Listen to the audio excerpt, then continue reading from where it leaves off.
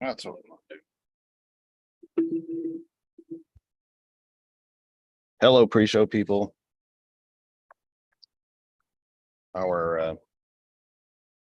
We've been blocked from sharing to our full list, so please feel free to share our program anywhere you wish. I'll explain the technical bits later. I noticed Randall already left a message that we were muted. We tested this last night. The sound should be there. So let's have a show. Let's have an informative program. Let's have a great discussion. We will be going live to our friends and family at hot101.net here in just a little under a minute.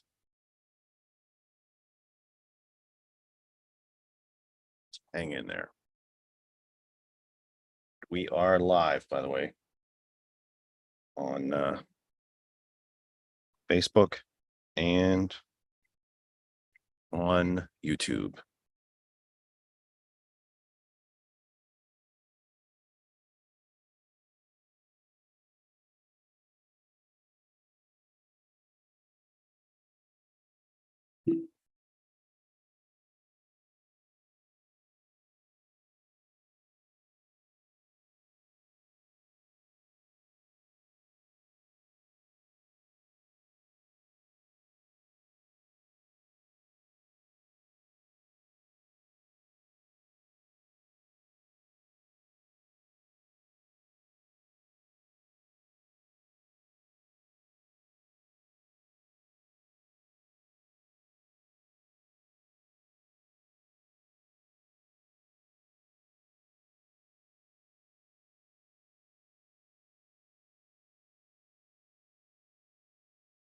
Jeez. My typing is just really, really awful. Really properly awful. Okay. 6:01 then. Let's have it. Well, I guess we are about to, aren't we?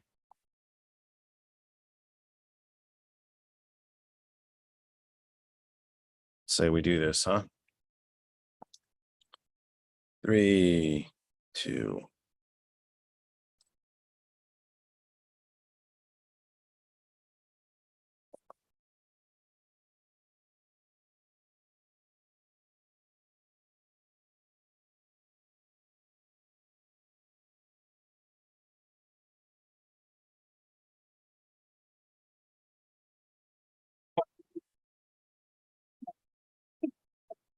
Do you want a man for president who's seasoned through and through, but not so doggone seasoned that he won't try something new?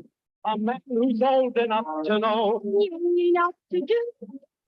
To you, it's up to you. It's strictly up to you.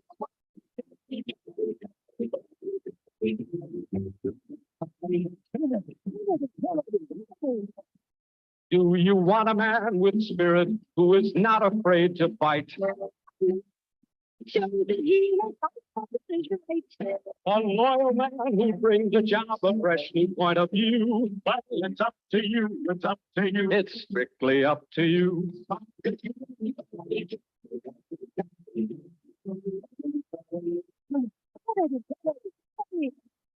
And do you deny to any man the right he's guaranteed to be elected president, no matter what his creed?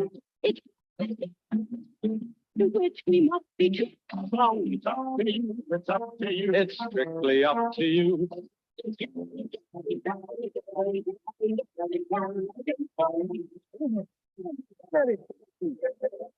Do you like a man who answers straight, a man who's always fair?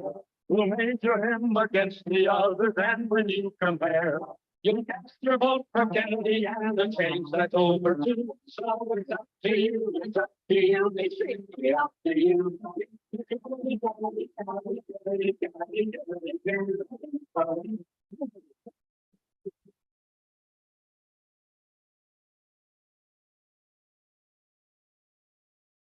Welcome from my humble second bedroom here in the Saucon Valley, part of the Lehigh Valley. in the Commonwealth of Pennsylvania, part of these United States, North American continent, Western Hemisphere, on this planet Earth, the only one. We have third rock from the sun in the Terran solar system, part of the Milky Way galaxy. This is the Kennedy Effect live with you for the 15th of October, 2023. We missed you last week. One of the real death knells of any type of radio program, any type of program, period,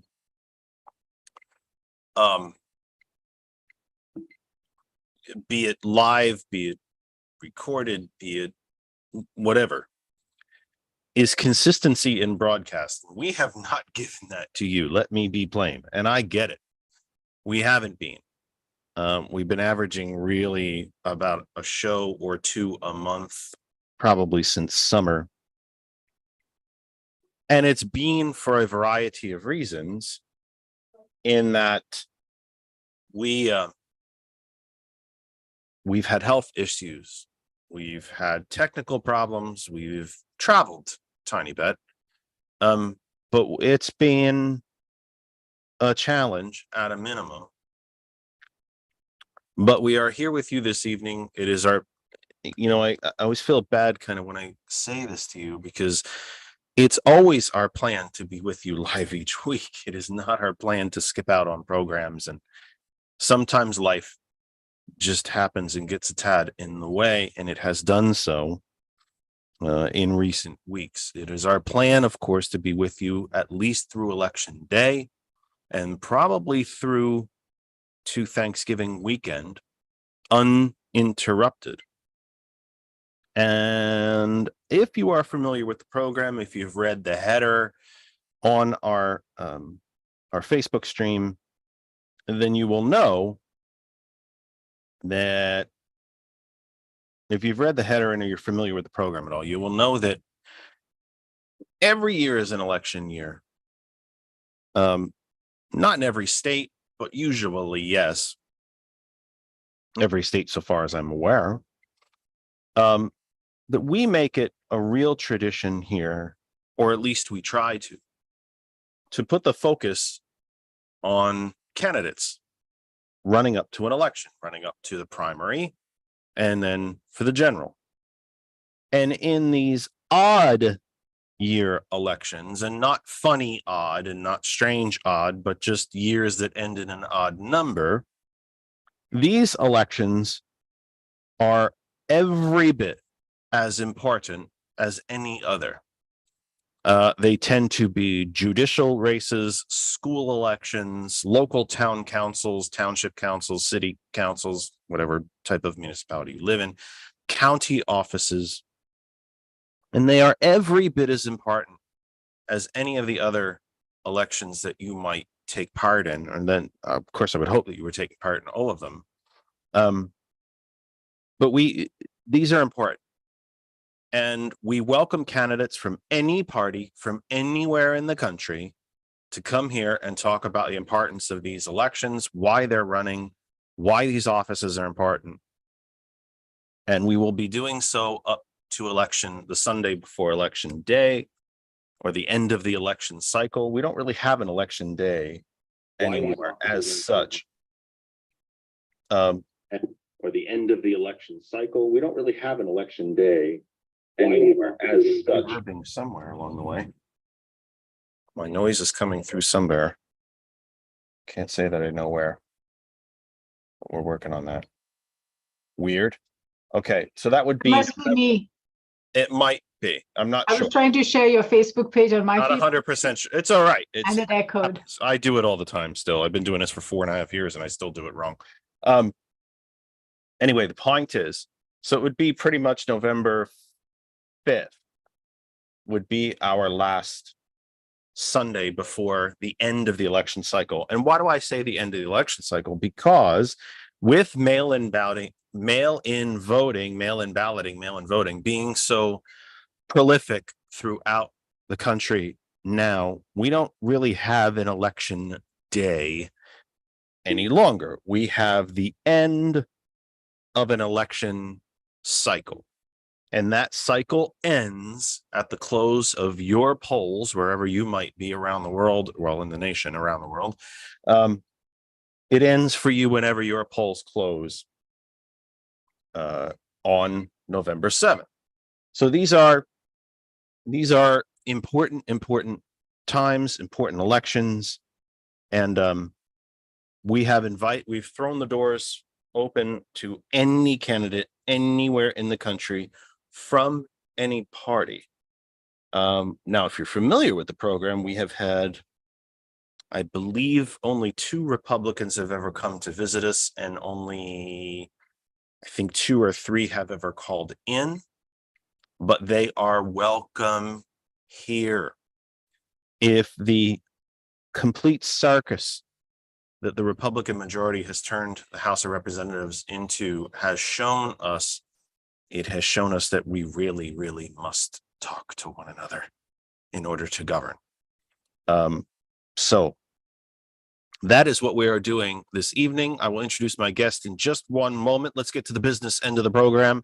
You are listening to and watching the Kennedy Effect live for the 15th of October, 2023. Happy to be back here with you, humbled to be back here with you, and honored that you would take any time out of your Sunday to be with us live. And if you're not with us live watching the recording, we thank you for that as well. Please remember that right now we are streaming live to over 100 places across the Facebook universe, as well as our YouTube channel, both of which titled That Other Side of Information. You can find us on Facebook, like I said, about 100 different places, but our home group Facebook page is That Other Side of Information. You can see us also on my own Facebook timeline, which is Jeff Kennedy, and we've shared to over 100 different places. Please, if you feel strongly enough, if you want to share the program, please feel free to do so. Share it anywhere that you think it's appropriate, and maybe some places that you think it isn't. But feel free to share the program. Hot101.net, our name is our web address. Proud to be part of the Hot101.net family. It is never, ever, ever lost on me when I push play on the software that puts us around the globe on Hot101.net. It never, never fails me the awesome responsibility, the honor that I have to be part of Hot101.net and to be part of the Hot101.net family. If you're not listening to Hot101.net, then you haven't been listening to me, but I'm going to tell you all about it anyway. Our name is our web address. If you can connect to the internet anywhere on this blue globe of ours, you can listen to Hot101.net 24 hours a day, 7 days a week. There is nowhere that you can't hear us. Hot101.net is one of the founders and originators of global internet radio, and you should be listening to it. Any type of device, a desktop, a laptop, a tablet, a phone, Bluetooth it in the car, to headphones, to earbuds, whatever it might be, you can listen to Hot101.net. And you can also use the Hot101.net apps. You don't need to go to the main website. Look for the apps. Apple App Store, Google Play Store for Android devices, and the TuneIn Radio app. And I'm telling you, the Apple app and the Google Play Android app, you download it, you tap, it opens, you're listening, period. No logins, no allowed to track, none of that stuff. You're in, you tap once, it opens, you're listening, piece of cake. We're also proud to be a member of continuing to be a member of the TCP Media Group family. And of course, let's not forget our sponsor, the PayGive app. PayGive is a cash app. It is a financial transaction app. There's also an app where you can buy gift cards to make purchases to the largest retailers in our country. And you get to, any financial transaction that you do through PayGive, you get to designate a percentage of that transaction to a cause or even a candidate of your choice. If you're an animal lover, there are animal charities, children's charities, hospitals, American Red Cross, Cancer Society, you name it, it's there. The PayGive app, you have to buy things. When you do, you have to pay for them, correct? That's how the economy works. PayGive, you have to pay for things. Why not give while you do it? We also, I'd like to walk you through a tiny bit of technical crap that George and I did last night. What you're seeing on your screen now is Zoom. Oh, wow, Jeff's back to Zoom. Well, kind of, sort of. We linked my Zoom to Restream. So we are live on Facebook and YouTube because I'm looking at both of them. Now, the fun blue background is gone. The chat that everybody sees in the side column, sadly, is gone. But we think we fixed the phones, which means that later when Randall and hopefully an entire host of others call in, you will be heard. I will not need to hold my cell phone up to the microphone anymore, and that you will actually get to hear the guest or anyone else who's in with us at that point. We think we have fixed that. Now, we did test it last night and it did work. George and I were up to the wee hours, as we say in the ancient Gaelic, and everything worked. So let me find some wood to knock on and we should be fine. So you can look forward to that later in the program. I'll put the phone number up on the screen when we are ready to take calls. You might hear some barking in the background. Daisy the dog is in her crate right now because Kristen is working. And so she is barking at just about everything that is moving.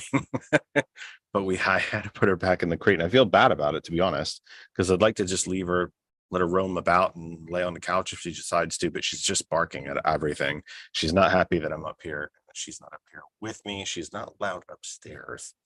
But I wouldn't be surprised if the cat comes up here to get away from her because she gets pretty loud when she barks. But I will say Daisy was a very, very good girl today. We went to the farmer's market, excuse me, and she was absolutely stellar. Could not have been better behaved. What a lovely girl. She's been through a lot, that dog. I'll tell you what. I need to schedule a program, and I'm very serious about this. I need to schedule a program just about animal welfare, because I'm quite passionate about it. If you've been to my home Facebook, just the Jeff Kennedy one, you'll see so many animal welfare articles and reposts for furry friends looking for a forever home. And I should talk about that once. Daisy's been through a lot. She was rescued from a kill shelter. She was moved from Alabama all the way to Jersey. She's been hit by a car. She's been through a lot. And today she could not have been more well behaved, other than the fact that she tried to eat a raw potato. But other than that, we were at the farmer's market there, and the folks had like these very funny shaped, the ones you'd never buy in a store. There's nothing wrong with them, but they grow in these ridiculously weird shapes. So I guess they had one under the table and she tried to eat that. But other than that, I mean, it's a potato. The worst things could happen, I suppose. Let's get to our guest. We have thrown the doors open to local candidates from around the country and for any office to talk about not just their own candidacies, but generally the general importance of running for these local offices and the importance of local offices. Our guest is Anju Singh. She is running for school board in Dauphin County, Pennsylvania, in her local municipality. I'll let her explain her own race. If you're not familiar with the geography, the topographical geography of the Commonwealth of Pennsylvania, Dauphin is the close to the center of the state. It's where the state capital of Harrisburg resides. It is a very diverse county, as many counties in Pennsylvania are. Harrisburg is a city in its own right, but you don't really have to go too far. Throw a rock far enough and you are in complete farmland. So the county itself is very diverse. The city of Harrisburg is diverse in its population and in its, although I don't think it's unfair to say that most of the folks that reside there have something to do with state government. I don't think that's a stretch to say that. But she is running for school board in her local municipality. We'll let her explain that. I don't tell you who the guests are. They tell you who they are. So we welcome Anju Singh. Welcome back to the program. Folks might not remember that you visited us once before, and you are back again to explain why you're running for school board. So welcome to the program. You are still muted. Thank you, Jeff. Thank you for having me back. And just a small correction. I would appreciate it if you introduced me as Dr. Anju Singh. And technically, you could put a doctor squared. Only two? Only two. Two Fair and enough. So, Doctor, tell people, remind us, because you have been kind enough to visit the program once before. Remind folks, who is Dr. Singh and how did you get here? the short version or the long version? How much time you got? No, your version. Well, to give a proper story, I think ideally the best way to introduce myself would be I was born and raised in India. My arranged marriage is what brought me to the United States. And to be very, very clear, it was the arranged marriage. Of course, yes, there was some amount of free will involved in that, but I was brought here by my ex-spouse on a dependent visa, H-4 visa, which is an important piece of this whole thing. But back home, I am trained as an ophthalmologist, that is an eye surgeon. And as you may know, our degree in the US is not recognized as is. It takes a lot of hoops to jump through to get through. And since I didn't have any family or friends when I moved here, and my son was 2 years old at the time, going through all of those hoops, both time-wise, expense-wise, effort-wise, and then throwing my hat into the ring to match for a residency program, the probability of getting to ophthalmology not being very good, I chose to pursue a PhD, and that's where the second doctor comes in. I got my PhD at Penn State, and as luck would have it, I graduated in 2008 when the economy tanked, and I was still not a US citizen. So getting a job was not easy, but that's when I learned I can't even go back home to India if I wanted to with my kids. At that time, I just had my son. So with my son, I'm not allowed to go back home. So put yourself in my shoes. You got no family, no friends, your education is not recognized, you get yourself a new education, but because of the way the economy was, and because I was not a citizen, anyone who would want to hire me would have to sponsor me. So after having 2 doctorate degrees, I found myself unemployed for 5 years in the United States. Not able to get a job, but not able to go back home either with my son. All alone, yes, I can go back, but which parent would choose to leave a country without their kid? And again, this is not a criticism of the law, because if the shoe were on the other foot and my ex-spouse had custody of the kid, I wouldn't want them to have the freedom to just leave the country with the kid. So I get it. Laws are not easy. There's always a pro and con to any law, but that was my situation. And then even when I did, apply for jobs, the response I got was, you're overqualified for this job. So my education was recognized to deny me jobs, but never recognized to actually give me a job. And so I landed up starting my own business. So I have a small boutique in Hummelstown. And for reasons I don't want to get too much into right now, unless you want me to, I'll be happy to get into them. I started a boutique of East Indian apparel that has nothing to do with my education. And the reason was, and it's God's to honest truth, the reason was, what can I do that doesn't rub elbows professionally with a white man on a daily basis? That was literally the only purpose I started my boutique in. I do not have a background in fashion or design. Look at the way I dress. I'm wearing my jeans and shirt, and that's it.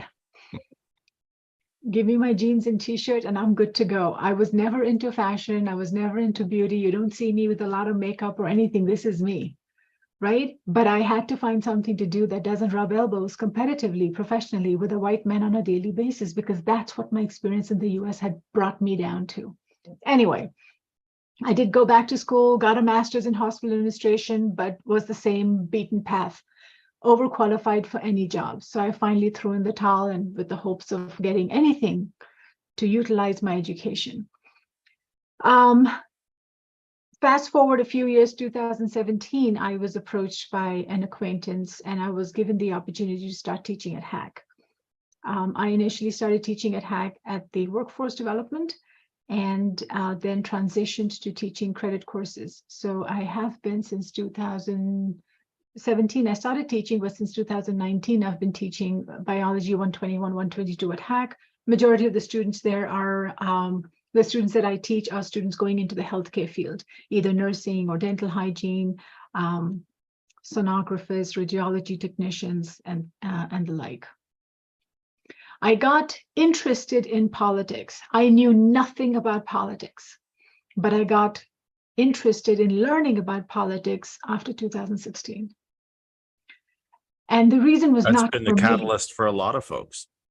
Right. And it was at that point, and I'm really putting myself out there and making myself really, really vulnerable. It was not for me. As far as I am concerned, I sort of gave up hope that my life would ever amount to anything useful or productive, that I would be of any use, forget to anybody else, even to myself and my kids, professionally, economically, and, financially. For everything I had invested in my own life, I felt it was all a waste. So anything I do is less for me, but more to pave the way for the next generation. But 2016 is when everything just sort of went upside down in my head, so to speak. Like I stayed in this country so I could continue being a mother to my child. I now have 2 younger kids, and I do everything I can to provide for my kids, to raise them the best I can. But after 2016, it's like no matter what I do, my children don't seem to have a chance to have a better future than I had.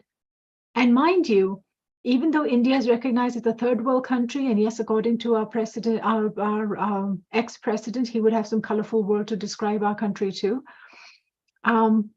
I still believe I was raised in a free country. He did all at the same time, sucking up to the premier of your, the prime minister of your country all at the same time. And the prime minister of your country not having the stones, as we say in ancient Gaelic, to look him back in the face and said, "What do you want to say that to me face?" But that all said. Right. But still, in spite of that, I believe I grew up having equal opportunity. And after 2016, I didn't think my kids would have equal opportunity. I don't think my female children would have the rights I have enjoyed. So you give up everything in your life, you work so hard, you pursue education, you do everything you do, and then you realize your kids may not have the basic rights that you've enjoyed all your life, when your life's goal has been to make. Let's be honest, following the Dobbs decision, they don't. Do they?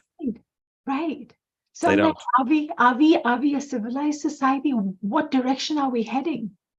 That really, really sort of made me angry and depressed and motivated to learn about politics. So I'm still learning. I can't say I know a lot, but so I still have a lot to learn. I am currently our region's lead, so I do try to do as much. As a single mom, I work several jobs, right? So I teach at Hack, I do tutoring, I run my boutique, which is supposed to be retail, but I also do a lot of sewing. So I wear many hats just to make the ends meet, right? None of my jobs come with benefits. None of my jobs have a retirement. None of my jobs are stable. None of them are secure. So you got to keep all the eggs juggling because you don't know which egg's going to fall. That's the state. That's the state of people. I don't know how many people will relate to my life, but when you talk about coming to America to pursue your dreams, to have a better life, for equal opportunity, sometimes you wonder how much of it is just false advertising just to get people to come in, and then, as far as I'm concerned, get trapped and not even be able to go back. And then you're forced to be part of this grind where you're paying taxes, income tax, state tax, local tax, property tax, school tax, self-employment tax. The amount of taxes I pay as a broke single mom is more than what our ex-president paid, apparently. Right? There's an old graphic that I have buried somewhere way back in my photos that shows the average total personal tax burden per resident between the United States and Sweden, both of which they are not exact. I believe one is 38.7 and one is about 38.6, but they're about 38.7, 0.6, 0.5, 0.9, somewhere in that area. 38.5 plus % tax. And then the list underneath it, 2 columns of what you get for that money. In the United States, education is privatized, healthcare is privatized, pensions don't exist. Your retirement is privatized. Roads, water systems, and power systems are privatized. Your internet access is privatized. I could go on. In Sweden, you have cradle to grave healthcare, cradle to grave education. The infrastructure is vastly better than ours. To be fair, a smaller country, but still a vastly better transportation network, including vast amounts of public transportation, trains, buses, etc., especially trains. And to see what you get for your 38, for just under 40% here compared to your under 40% there is staggering and should be eye-opening. I strongly, strongly encourage every one of you who see this live or are watching on the recording, go use Google or DuckDuckGo, your search engine of choice, and have a look to see what you get as a resident in, and it's not really just Sweden. I could expand that to be the Netherlands, Denmark, Belgium, Norway, Finland, especially the Scandinavian countries and the lowland countries, and then to a slightly lesser extent than Germany, Italy, Portugal, Spain, Western Europe, etc. So with all of this that you're doing, why your education, it would seem to me, informs this decision that not everybody on the planet can run for president of the United States. And that when I've spoken to, and I've actually had the pleasure, and I consider it a pleasure and an honor to have consulted with and for dozens of candidates who run for XYZ office and their very first run for office and think that they're going to fix everything, and that don't quite always understand the layout of the job that they're running for, not because they're dumb people, not by any stretch of the imagination, but because they simply don't have the same amount of experience at it. It would seem to me that your education informs you a bit about why it is so important to run for a school board position.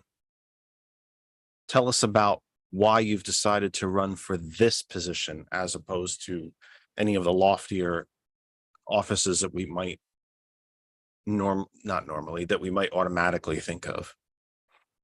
Numerous reasons. Number one, my own kids are in this school, right? So that's a very selfish point of view. I am a taxpayer into the school. But the bigger reason, what we're seeing around the country, what we're seeing in Florida, how people, in an ideal world, education and politics should really not have a lot of overlap.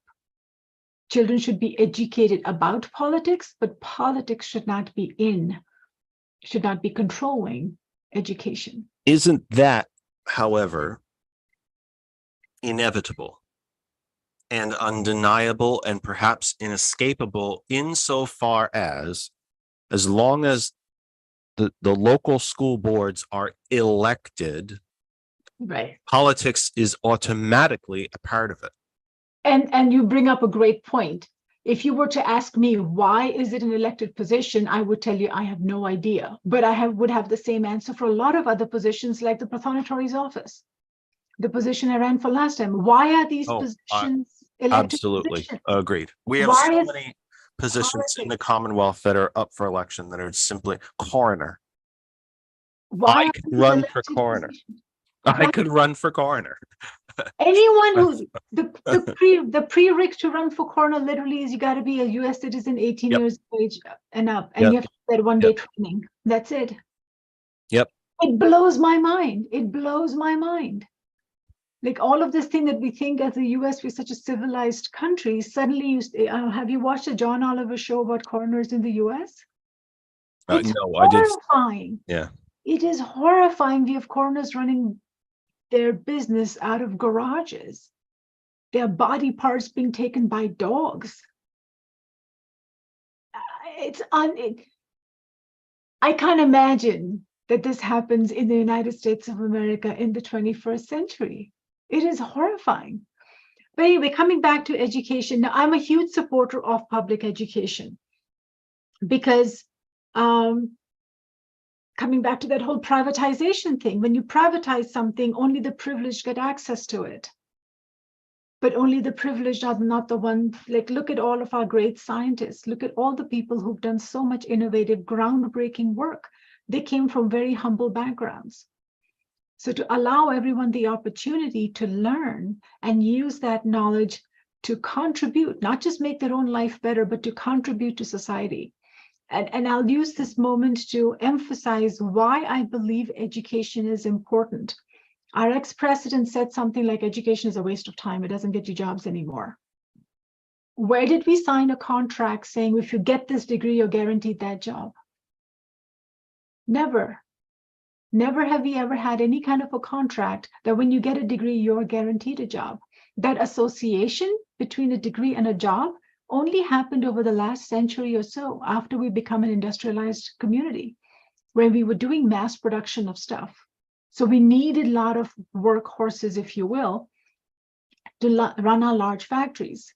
So our education was, as some people choose to call it, what do they call it? We were producing people with specific skills to fit in certain slots that were needed in the market, right? And therefore, it was almost a given that if you have this degree, you're going to get this kind of a job, get that degree, get that certification, you get that job. But if you go back prior to industrialization, go back a few hundred years, the money and the power was not with the educated people. The money and the power was, say, with the kings. But the kings were not necessarily the most educated people. When they had conflict, when they had dilemmas, when they had challenges and they didn't know how to solve a problem, whom did they go to?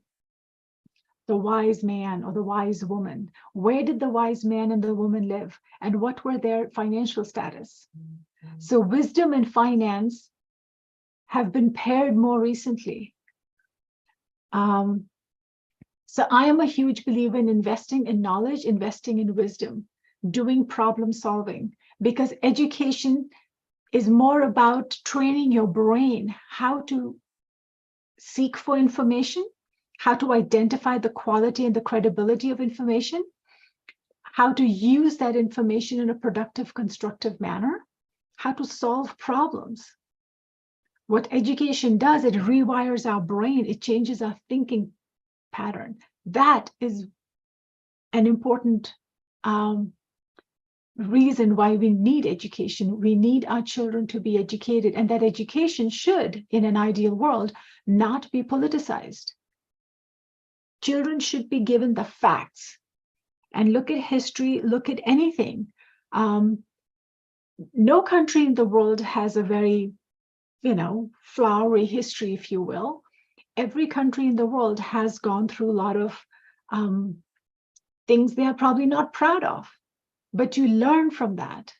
You learn from that and you be better. But burying it or denying it doesn't make it better.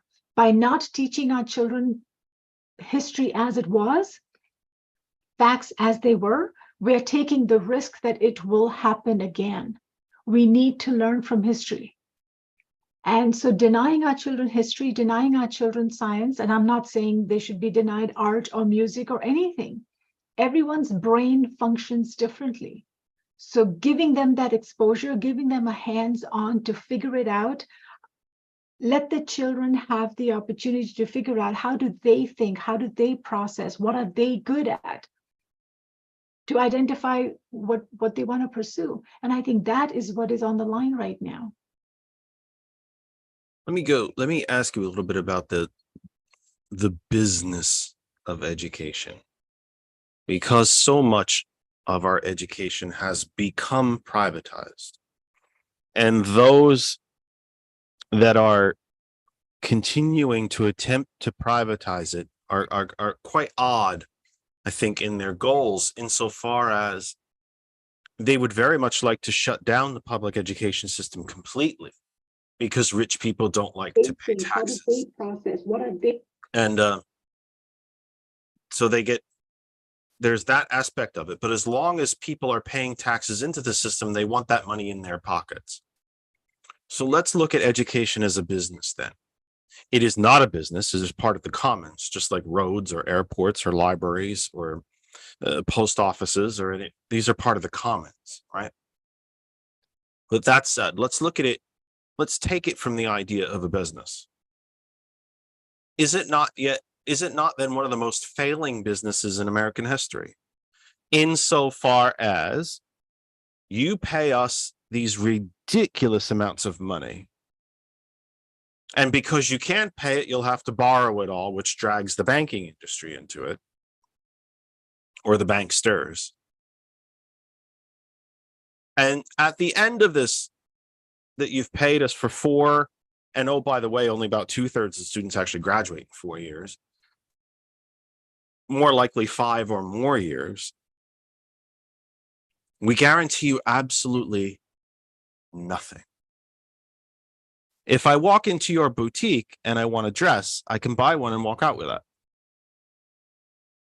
But I can borrow $10,000, $20,000, $50,000, $200,000, $500,000 to go to 5 years of higher education to pay for it, be left with those loans at 8+%, and be guaranteed absolutely nothing. So is this not, if even for the segment of the population that may look at education as a perfectly fine thing to be profitable, it's a pretty crappy business, isn't it? They're not exactly accomplishing much, are they? Yes, but so many different points. Number one, I'm not a finance person, okay? I don't necessarily understand. I'm not trained in understanding how the economy works, but I run my household, I manage my own budget, right? It boggles my mind how citizens want to pay less and less and less tax. I get it, right? We don't want to pay a lot of taxes. But yet when you privatize it, private companies are for-profit companies. So you want to put less and less into the pot, but you want to pay more and more out when you privatize it. I don't understand how that system is even expected to work and last. It's like a boat. It's like a boat where you're getting a lot of water coming in, but you're only bailing a little bit out. How it's tolerated. How do we tolerate this? Who thought this was going to work? Again, I'm not a finance person, but how do you explain to taxpayers we're not going to ridiculously increase your tax? How do you even talk to taxpayers and give them any hope of having taxes be reasonable when you're going to privatize everything because they're doing it for profit? So that model, that system makes zero sense to me personally. All right. But I do understand people are skeptical about everything being done within the government, so to speak, because they don't have trust.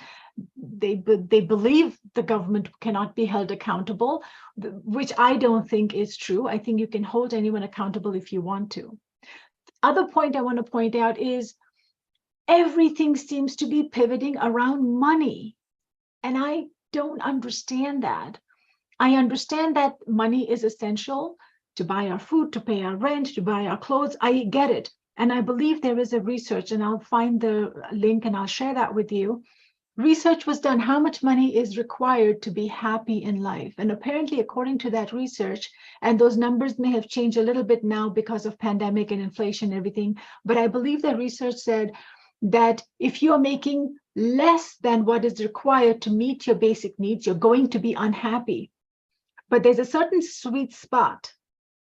If you go beyond that sweet spot, you're not getting proportionately happier anyway, right? And that sweet spot, according to that study, was somewhere around $75,000 per annum. So anyone who's a family, again, of course, the size of the family and stuff varies, but in an average size family, about $75,000 per annum apparently is the amount that at least makes you not stress on a daily basis how you're going to pay your bills, how you're going to put food on the table.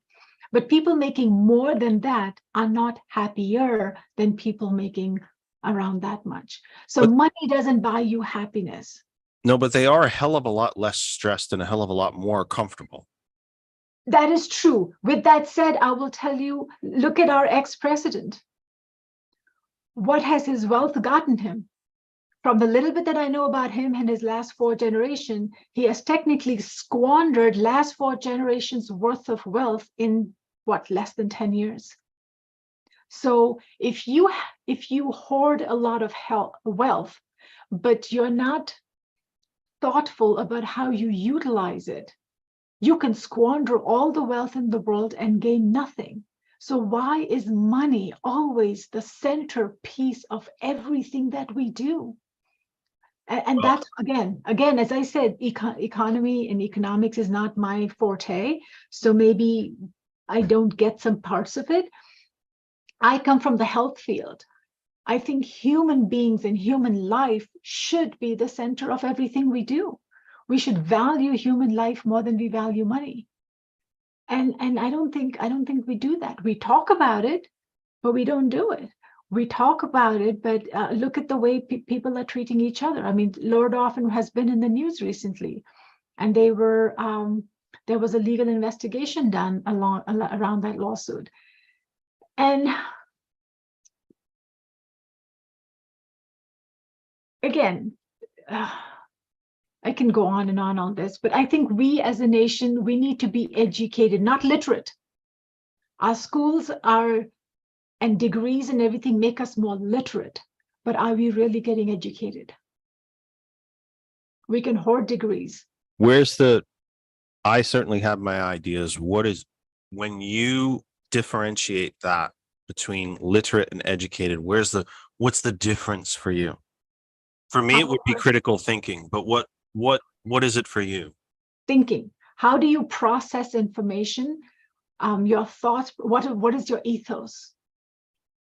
What is your ethos? How are you processing this information? What is your value system? Around what values are you working?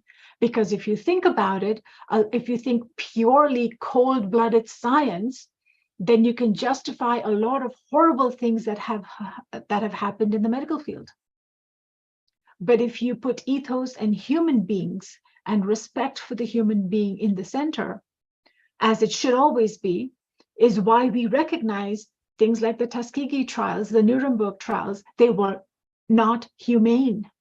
The things that they did were not humane, because at that point, human beings were put in the center of it. But when they were doing those things, when they were carrying out those trials, they were doing it with blindness to the human beings.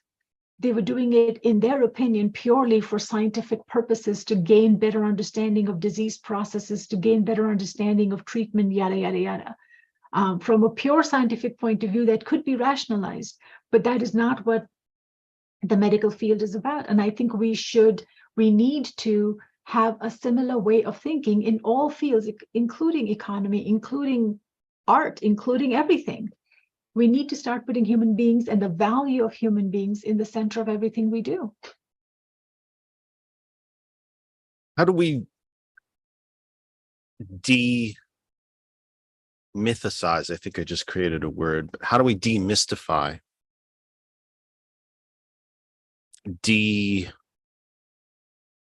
It would seem to me that there's so much talk about cults now, about how the Republican Party itself has become a cult. This worship of Trump has become a cult.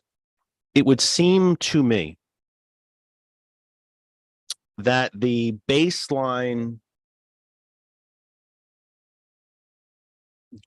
the foundational cult behind all of it is the worship of money.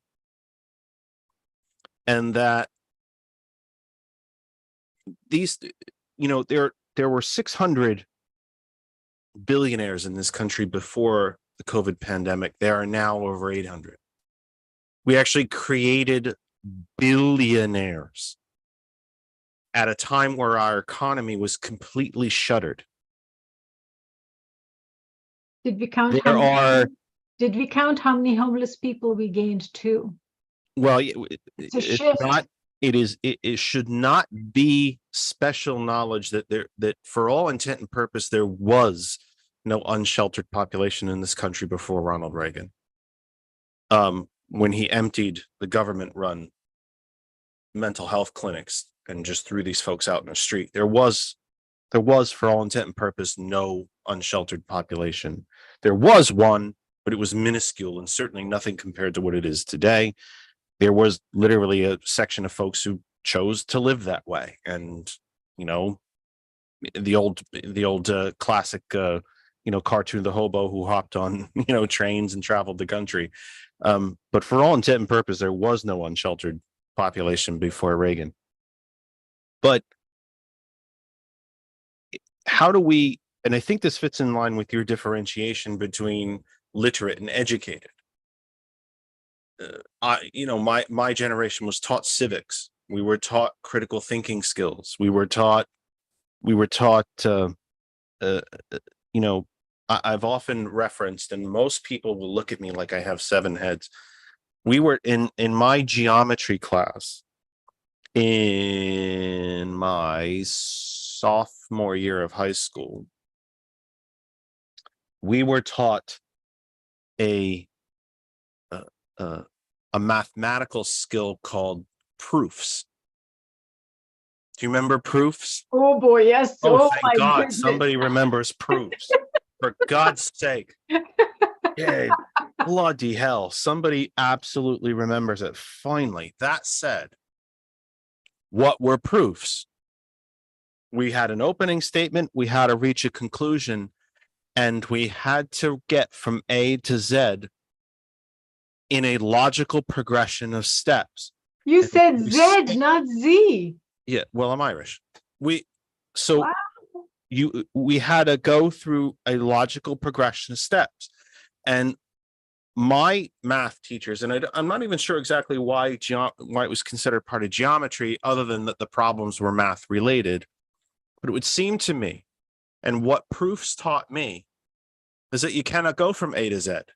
You have to, problem solving requires sometimes a step back and away from the problem, and to look at it from 40,000 feet or 50,000 feet, whatever the traditional, and then get back into it. And that you cannot skip steps. There must be a logical progression of thought. And it's not lost on me that this skill is no longer taught. And isn't that then an illustration, civics, proofs, among other things, life skills? I don't know how many, when I was on, 1,000 years ago, when even people saw only in black and white, I was on a school board and I pushed our board for life skills, checkbook, again, pre-internet, PayPal, all that fun, Venmo, all that fun stuff, right? You still had to write a check and you got paper bills and whatnot. Credit cards, loans, interest, proofs, or not proofs. I'm sorry. Somebody said proofs in the chat and made me say proofs. But how to balance a checkbook, savings accounts, things like that. Life skills, how to job interview, how to write a resume, things like that. Are all of these examples of your differentiation a really, really wise differentiation? I wish I had thought of it myself, between educated and literate. I would say life skills would come into under an umbrella that I would call just raising our kids to be functioning, productive human beings. And that's another point, is I think the school boards or the schools and the parents need to work as if they belong on one team. It's not one against the other. And I say this because I have seen it work in my own children, so to speak, that if children get the idea that it's parents versus the teachers, then there's a gap between the two, and the kids fall in between that gap. And that is not good for the kids. But as long as kids get the impression that the parents and the teachers together form a network, a net that supports the kids, a net that holds the kids accountable, then the kids don't fall through the cracks. And I think that's the message our children need to get, because our children either feel they're not loved, they feel they're not cared for sometimes, or they feel they've got free space in the middle to do whatever they want, because it's parents versus teachers with this whole gap in between where there's no one really supervising the kids, so to speak. Am I making sense there? Absolutely. I'd like to read one of the comments from one of the listeners, viewers. My dear friend Randall mentions, Dr. Singh, as a father of 3 bright and intelligent daughters, and now 5 incredible grandchildren, I have to agree that they won't have the same opportunity to reach the middle class as we were able to. The middle class has shrunk over 50 years, going back to the early 70s, same time that the discrepancy between the top 1%, top economic 1%, CEOs, corporate America sold out high-paying jobs to foreign countries, paying their workers less, and of course, we could get into stock buybacks and all that. I have told this story. It's not a story, though. It's really, that's a story makes it sound like it's false, but it's not. I have given you all this set of facts on this program many, many times before, but that, you know me, that doesn't stop me from repeating it. Repetition tends to breed memory. My generation, I'm 54 years old. My generation, from my parents to me, my generation is the first generation in the history of the United States to be economically less well off than our parents. Being 54, I would be old enough now to have a child of 30. Let's cut it in half even and say 25, which I realize is not the exact half of 54. I get it. But let's just, for sake of argument, that generation would be the second generation in the entire history of the United States to be economically less well off than the generation prior. Were I to have a child of 30 or 25, they would at least theoretically be old enough to have children of their own. That would be the third generation in the history of the United States to be less economically well off than the generation prior. Ronald Reagan became president, took power in this country on January 20th of 1981. I was born in 1969. What a shock that my generation is the first generation to be economically less well off than my parents, and that my grandchildren, if I had any, would be the third generation on the trot to be economically less well off. Therefore, Dr. Singh, in the chat, Randall asks the question, why does the top 1% want to privatize government programs and schools from local municipalities through to the federal government? Isn't that the answer? Didn't I just give the answer? They want all the money. And that billions and billions and billions, and a man who's worth, Mr. Bezos, who's worth over $250 billion. He's worth more than over 2/3 of the countries on earth combined. And that a man like Mr. Musk can spend $45 billion on Twitter and still have 200+ billion left over. And they still don't think it's enough. That your money and my money are not your money and my money, but their money. Call me naive, but that thought process of hoarding money and sucking money from everyone, from my perspective, I feel that is so short-sighted, because their life is limited. They're not going to live forever. They are hoarding this money right now to have the power, because clearly money, they're gaining it to be able to have the power so they can influence other people in power, like politicians who get a lot of money to run their campaigns and elections, which is another whole different discussion. So they can influence them to make laws and to lift restrictions and stuff so they can continue doing what they're doing and make more money. And as we're seeing, what we've done to the environment as a result of that. We have lead everywhere, we have plastic everywhere, we have microplastic everywhere, the carbon dioxide levels are rising. We're just smothering ourselves to death. So I do not understand this. What are they thinking? I wish I could get inside their head, which, by the way, was something I wanted to do as a little kid, was learn how to decode a person's brain. But anyway, I would like to get inside their head and ask them, what is the goal at the end of this? We all know we're going to live only so long. We're going to die one day. So we got to pass on everything we do or learn, or all our dreams, our purpose, our passion.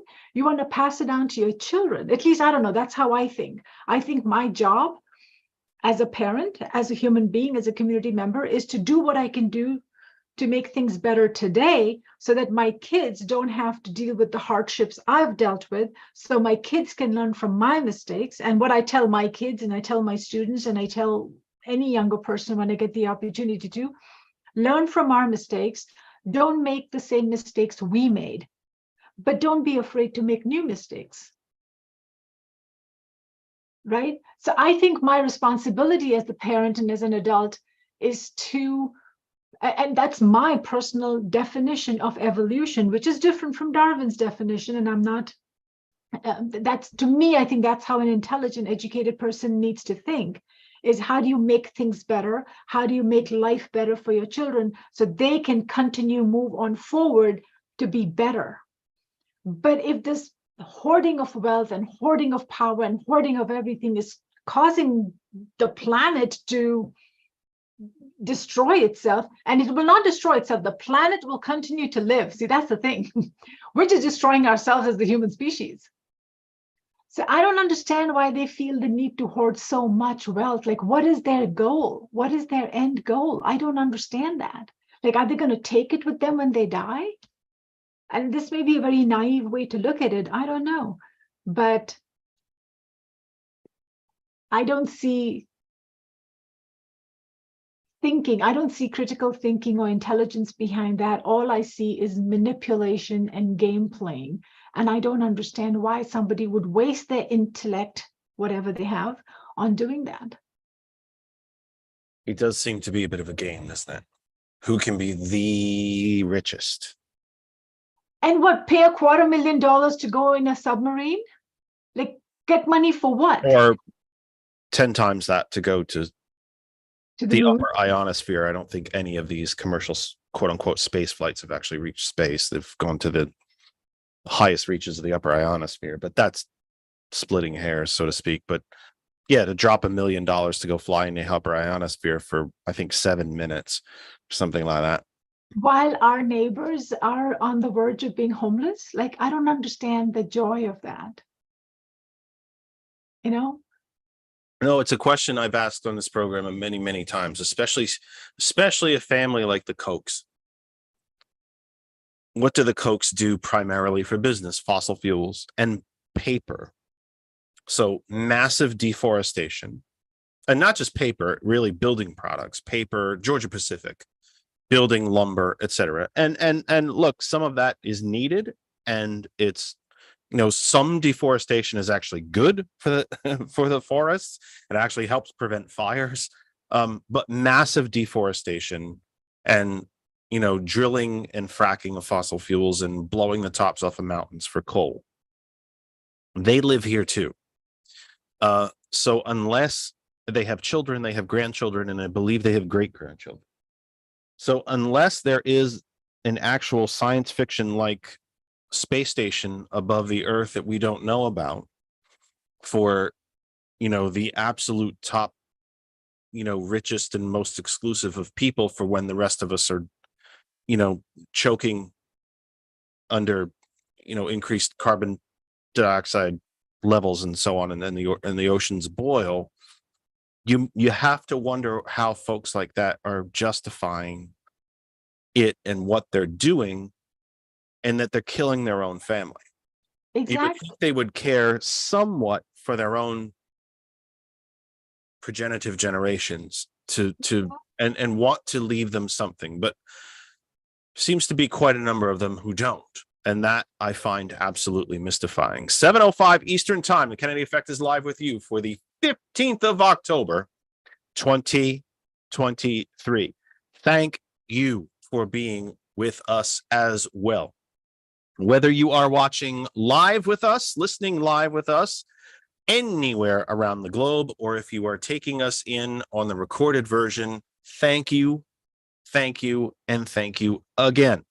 We could not be here if you are not there. So thank you to every individual, every group, every public group, private group, national page, every individual, everyone who listens, watches, and shares this program on your social media platform of choice. We appreciate it. It is the lifeblood of what we do. We are very, very grateful for you for doing that. That said, we have shared the program to, I think we did break 100 different places across Facebook.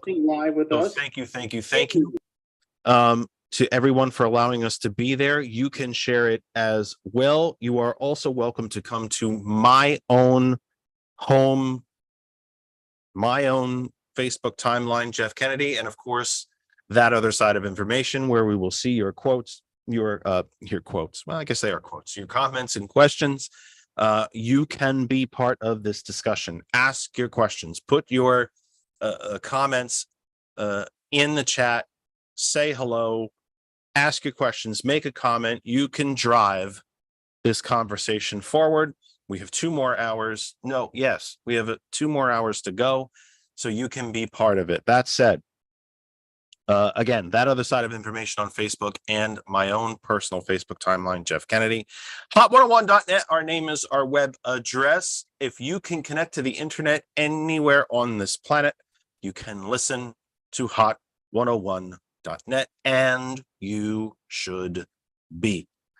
Very, very simple. Hot101.net. Desktops, laptops, tablets, phones, Bluetooth to speakers, headphones, earbuds, Bluetooth in your car, which is actually quite simple and always sounds lovely. Car stereos always sound lovely, don't they? And of course, the Apple App Store, Google Play Store, and the Tune In Radio app to use the Hot 101 apps. And the apps are exceptionally simple. They truly, truly are. The Tune In app, you go up to the search bar, type in hot101.net, it pops up, you start listening. The Apple app and the Google Android app, tap on it, it opens, you're listening. No sign in, no login, no DNA sample, no firstborn, no allow us to track, no do a survey, no ads. Just check it out. You open it and it plays. So check out hot101.net, one of the originators, one of the original founding platforms, if you will, for global internet radio. Check them out, and we are proud to be part of their family. Still part of the TPC Media Group family, a media outlet from right here in our own Commonwealth, from the Lancaster area, and we are proud to be part of them as well. And let us not forget our sponsor, the PayGive app. You have to pay for things. Why not give when you do it? Well, how do I do that? The PayGive app is a financial transaction app. You can make purchases on it, transfer cash on it, and a portion of every transaction that you do on PayGive can be designated to a charity or cause of your choice. There are veterans charities, children's charities, animal welfare charities, places like the American Cancer Society, the American Lung Association, things like that, the United Way, I believe St. Jude and both Shriners are in there. You can give when you make purchases. What a wonderful, wonderful thing. We may not, by the way, always have the money to give in $10 and $50 increments, but a small percentage of our daily purchases, I happen to do it at the grocery store all the time. I round up from whatever, if I'm paying $50.37, I round up to 51 and it goes to charity and so on. You can do that through the PayGive app. Sometimes it hurts a little less. I shouldn't say hurts. It's probably not the way I want to put it, but it's a little more doable. We may not be able to write a check out for $100 or $200 or maybe even 50 or 25, but maybe 50 cents here, $1 here. And you can do that through the PayGive app. You can give to the charities and causes of your choice. You can even give to candidates of your choice. And goodness knows, I've said on this program a million times that no one knows how to stretch a dollar like a Democratic candidate for office. So check them out as well. We are entering our second hour. Please remember, we are live on Facebook. We are also live on YouTube right now at the same time. If the screen looks a little different to you, George and I think we're pretty darn sure, and we're happy to have George in finally. He's got a life too, folks. He can't always just hang out and listen to me blather on. He's got things to do, but we're glad that he's here. We were up till the wee hours last night. We believe we have fixed the phones. That's why the video presentation, if you will, looks probably a bit different to you than it has for a few months. But we believe we have that fixed. And if you missed any of the first hour of the program, remember, even though we are live on YouTube right now, when we are done, that recording stays there at our YouTube channel. That other side of information, you can tap on it and watch us in smaller increments as you will throughout the week. And there actually are quite a number of people that do that. 3 hours to sit and hang out with us can sometimes be a lot. It's a Sunday evening. You might have to get the kids ready for school, Sunday dinner with family, so on and so on. So there are a decent number of folks who actually will go into the YouTube channel, bring up the most recent program, and listen to it in smaller bits. So we thank you for doing that. We are on Instagram. We are on TikTok. We are on X or Twitter, whatever you would like to still call it. X, I guess, because in the old cartoon, remember in the old cartoons when somebody died, they put X's over their eyes? I think that's probably why it's called X. This thing does a rather slow and painful death, isn't it? We are on all of these things. So we hope that you will become a part of it as well and be part of the family. Our listening and viewing family means a lot. And also remember that the Villains View, Sergeant Mac, is on tonight, following us live on our home group Facebook page. That other side of information, and also hot101.net, live from 9 p.m. He just dropped me a message to say that his guest tonight is a fine lady, Wendy, who is a breast cancer survivor and not only has survived, but has become a bodybuilder along the way. And she will be his guest tonight. The Villains View is live from 9 p.m. So we take you, or at least our goal is to get you to 9 p.m. so you can just seamlessly transition. I will say transition. I will get my words correct at some point this evening. That said, let's get back to it. Our guest is Dr. Anju Singh. She is a candidate for school board. We are dedicating, of course, all of our shows. That's the plan, is to dedicate all of our shows to local candidates throughout the country. Any local candidate from any party is welcome to come here, because Americans need to remember. My father used to tell me that it was maybe an hour a year that you could dedicate to voting. 1 hour out of an entire year.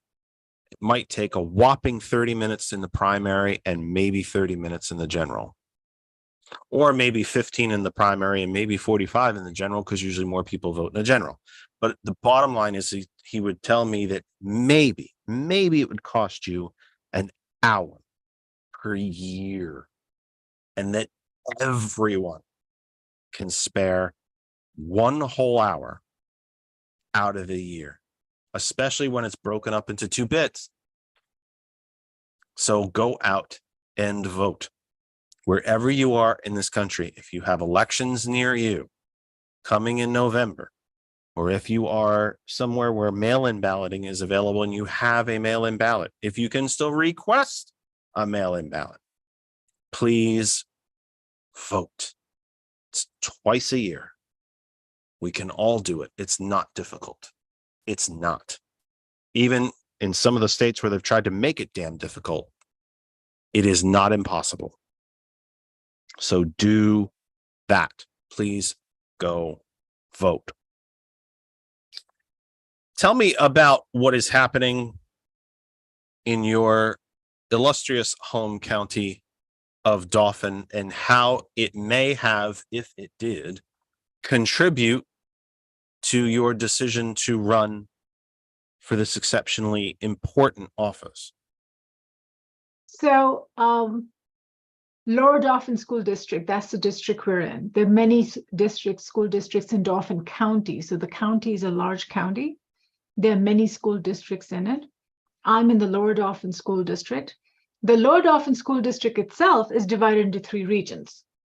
And again, as I said, I'm still learning. So the more I learn, the more boggled my mind gets. We have 5 elementary schools. My children went to South Hanover Elementary. South Hanover has 3 precincts in it, but only 1 precinct is in the region 3, which I'm running in. So it's like the deck has been shuffled, and it's shuffled in 10 different ways at every different level for every different thing. But anyway, the region, so Lower Dauphin School District is divided into 3 regions. Those 3 regions are Precinct 3 of South Hanover Township and Precincts 1 and 2 of East Hanover Township. So that's where we're running. We've got 9 school boards, 9 school directors on the school board. And we have 2 seats that are open, and we have 3 candidates that are running for that seat. I believe I'm the only registered Democrat running for it.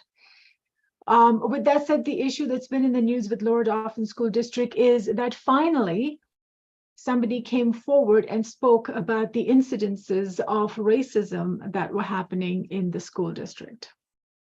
This is not news to me and not news to a lot of parents.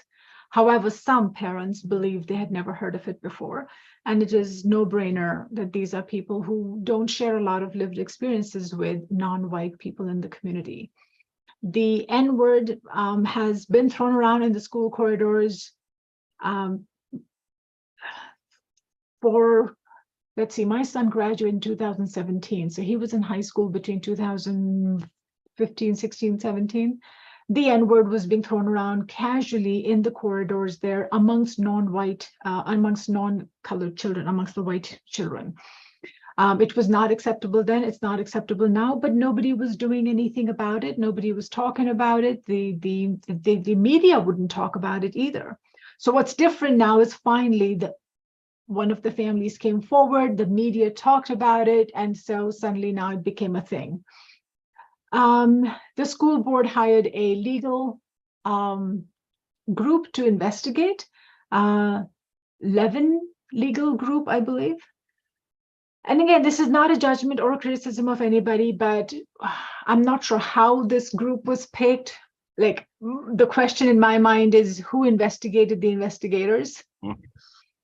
And the reason I say that is because we live in Central Pennsylvania. Anyone who's my Facebook friend can scroll back to just this past summer, where I was at the pool with my kids, just minding my own business. And there were a couple of other people. Looks like somebody was getting acquainted with another family. And so I couldn't help but overhear, against my will, just talking about their family. And in that casual conversation, they probably named half the town as their relatives. So in our region here, it's almost like 30 to 40% of the population is related to the other 30 to 40% of the population. So when they do these investigations and they hire these people, I'm like, okay, who's second cousin and third cousin once removed? So anyway, none of that, since I don't know the details, I don't know how these decisions were made and how they got to pick the legal group. The legal group did investigation. According to them, they put out a report recently saying that, I believe what they, let me see if I can get their exact words. They did not cover any evidence of intentional disregard or indifference by district staff to known improper behavior by staff or students. So I can tell you personally, my own children have been called names. And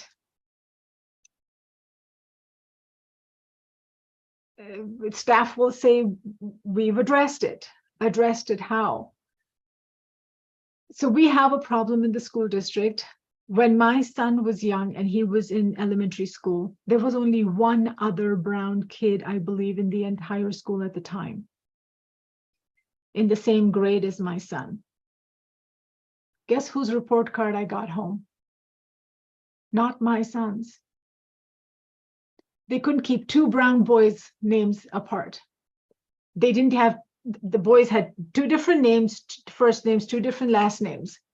And still the two brown kids' report cards got mixed up. And we got to learn to spell Caitlin 5 different ways and Brandon 10 different ways.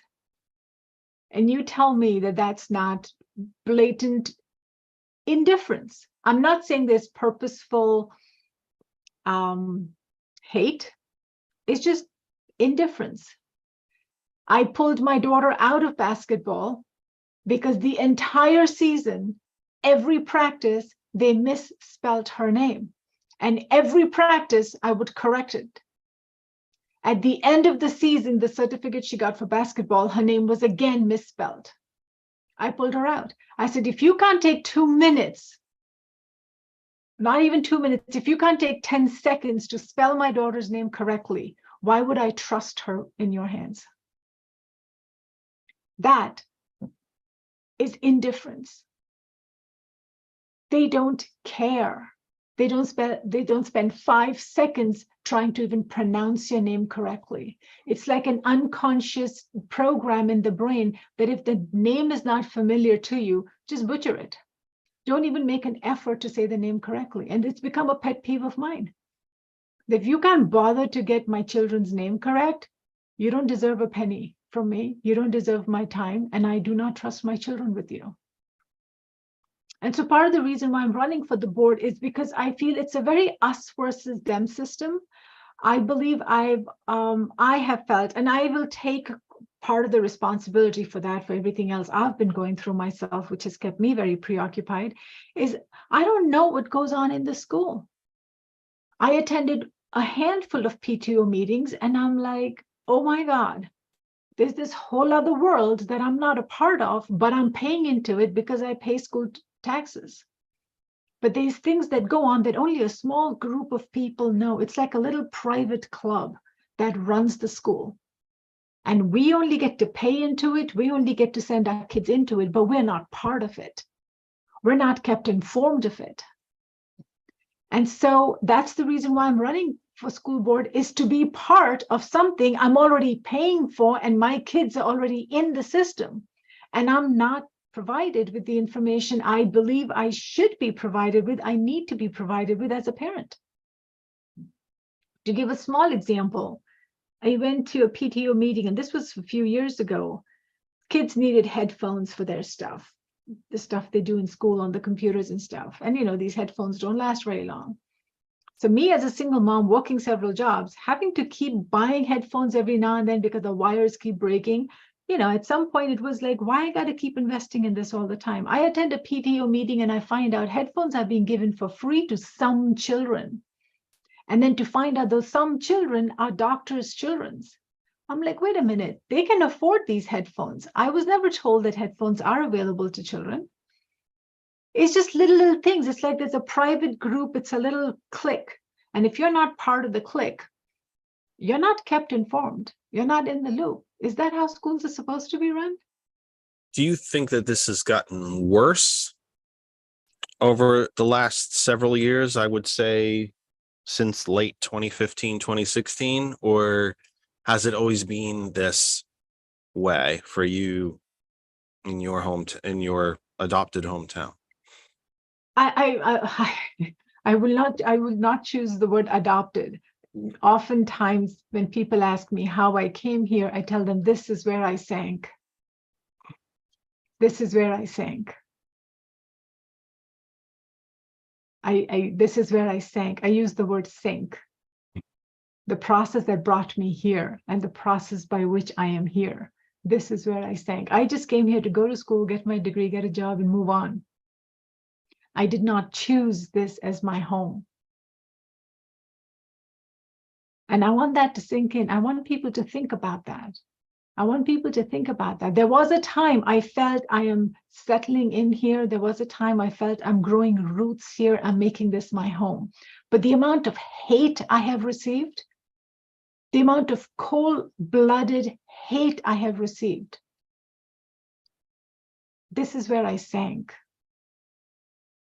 So then why bother? Why get involved?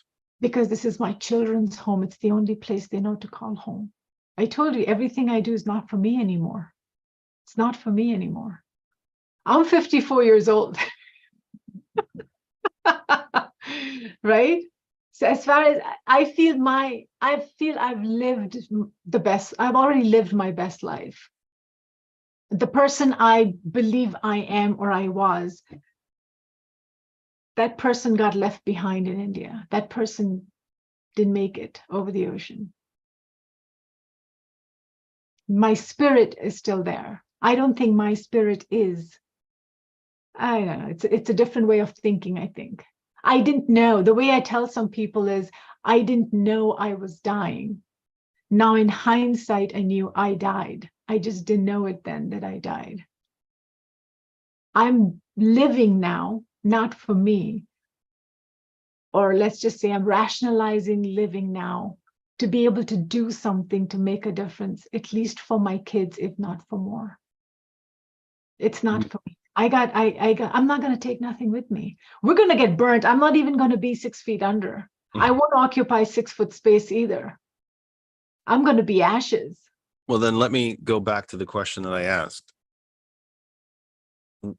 Do you think that the social treatment that you and your family have received has gotten worse since 2016? Is it the same? It certainly doesn't sound like it's better, but is it worse? It's definitely not better. And yeah, my son graduated in 2017. That was not a good year. And yes, there was. So I'd say they're bad. To say worse, I would need to be able to compare apples with apples, right? So it would be unfair for me to say it's worse, but it's definitely not better either.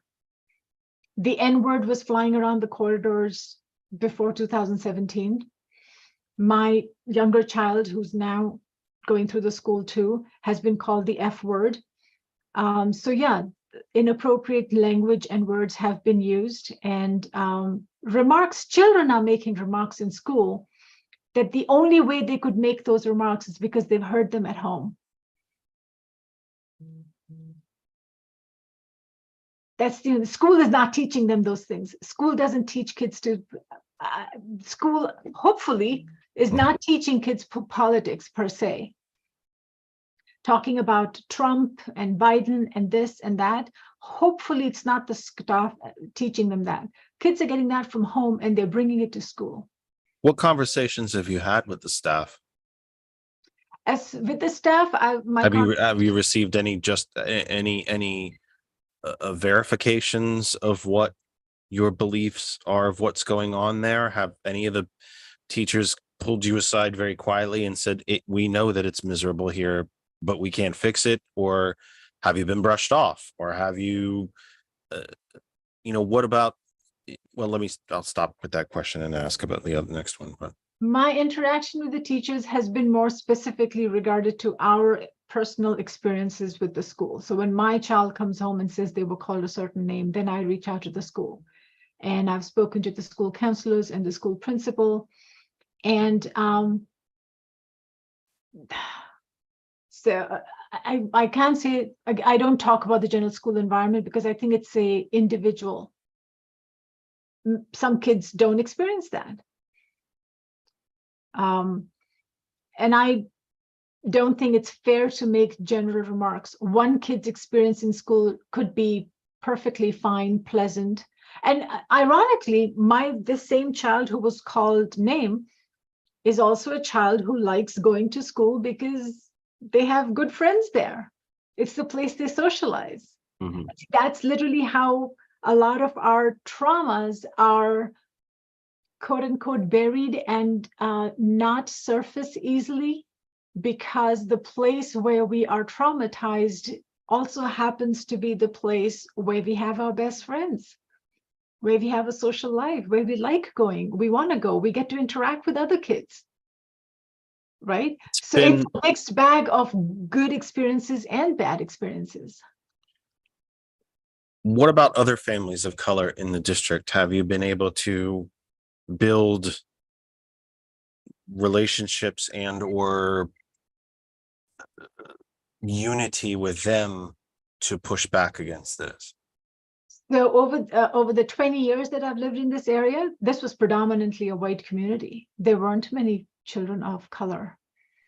Only in the last few years, we are noticing families of color move into the area, which was interesting because when I first moved in here, you had to drive 5 miles in that direction and there was diversity. There's Harrisburg.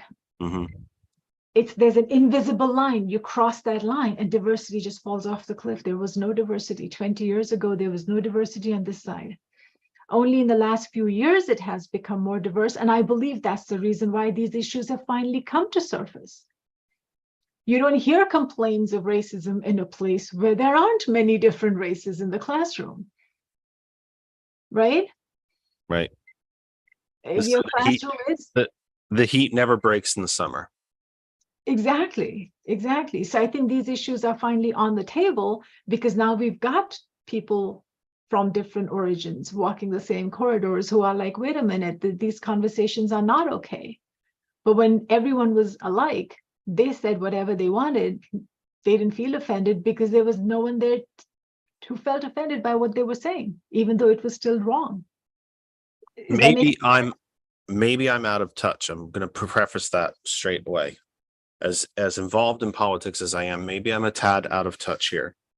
But it does seem to me, certainly in our local race here in the Saucon Valley, the teachers have taken a very vocal and public stand in support of a certain slate of candidates over the other. Have the teachers in your district endorsed anyone, campaigned for anyone, said anything at all, worked against anyone? Are they involved in this election at all? I can say I've had a few teachers talk to me, a few retired teachers talk to me. I believe the PSEA has recommended me as a candidate, but I also know my opponents have been involved with the school board in the past. One of the opponents is running because he moved from one region to the other, not realizing that once you move out of the region, you can no longer be on the board. And that's part of the reason why he's back on the ballot. I don't know if our school district teachers have taken a stance or not. I do know I am the recommended candidate. Do And you I'm have the endorsed any? candidate by the Dauphin County Democratic Party. Do you have any Moms for Liberty candidates in your race? That's a cheeky smile there. So, which means there's an answer there somewhere. We're just trying to formulate the words for it. Well, I'll let that be my answer then. Well, this is a serious force. I mean, Moms for Liberty has grown rapidly throughout the country and in Pennsylvania, and they have seized control of certain districts in Pennsylvania. I think the most famous or infamous of which would be Central Bucks in Bucks County along the Delaware River here, just south of where I am. a district that was a model district, I think, for many throughout the Commonwealth and certainly a good number throughout the country. Granted, a wealthy district, but that said, a very well run, the kind of district that you never really heard too much about because it was so well run, the kind of district that people would move into because they wanted their kids to go there. That district has been seized by Moms for Liberty. They've already removed, I think, a library entirely from one of the schools. They've hired one of their own superintendents that's making millions, by the way.